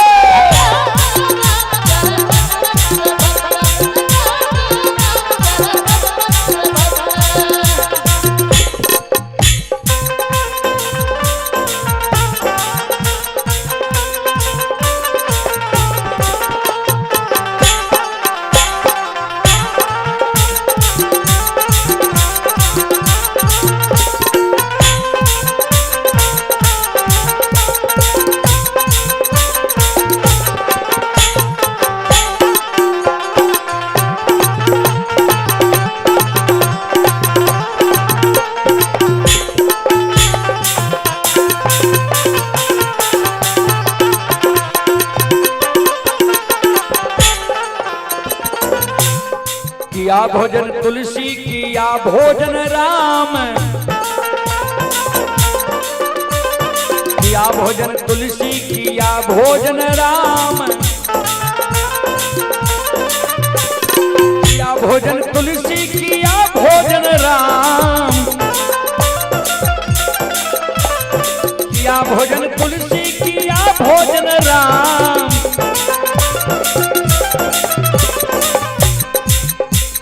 किया भोजन लक्ष्मण जी, वो किया भोजन लक्ष्मण, किया हनुमान, जरा तन मन से भज ले।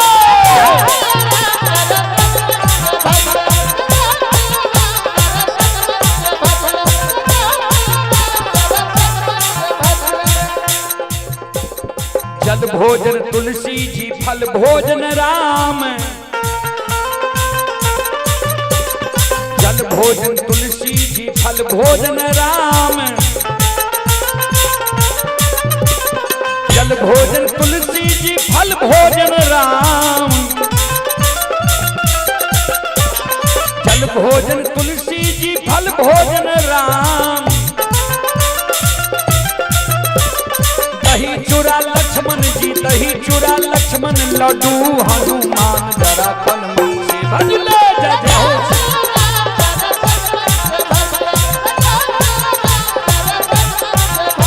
जय जय हो सिया राम, जरा तन मन से भज ले।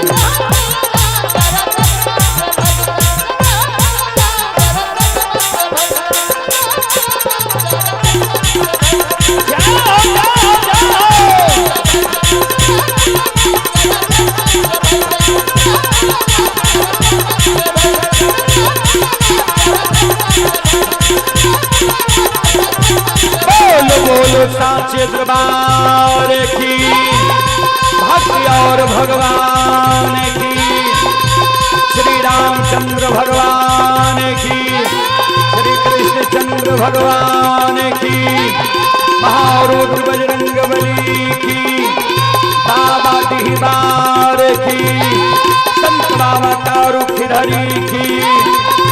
नमः पार्वती पतये हारा हारा महादेव।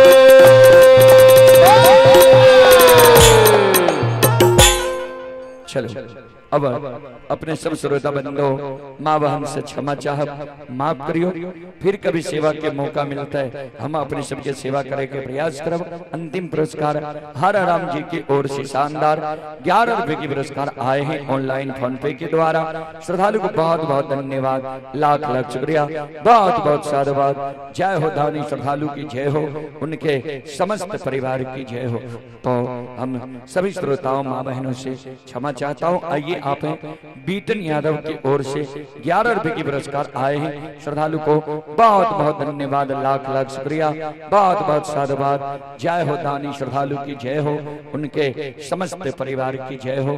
फिर कभी सेवा का मौका मिलेगा तो हम लोग आप सबों का सेवा करने का प्रयास करूंगा। जय बाबा धर्मराज, जय बाबा बजरंगबली, जय हिंद, जय भारत, जय संत, जय समाज।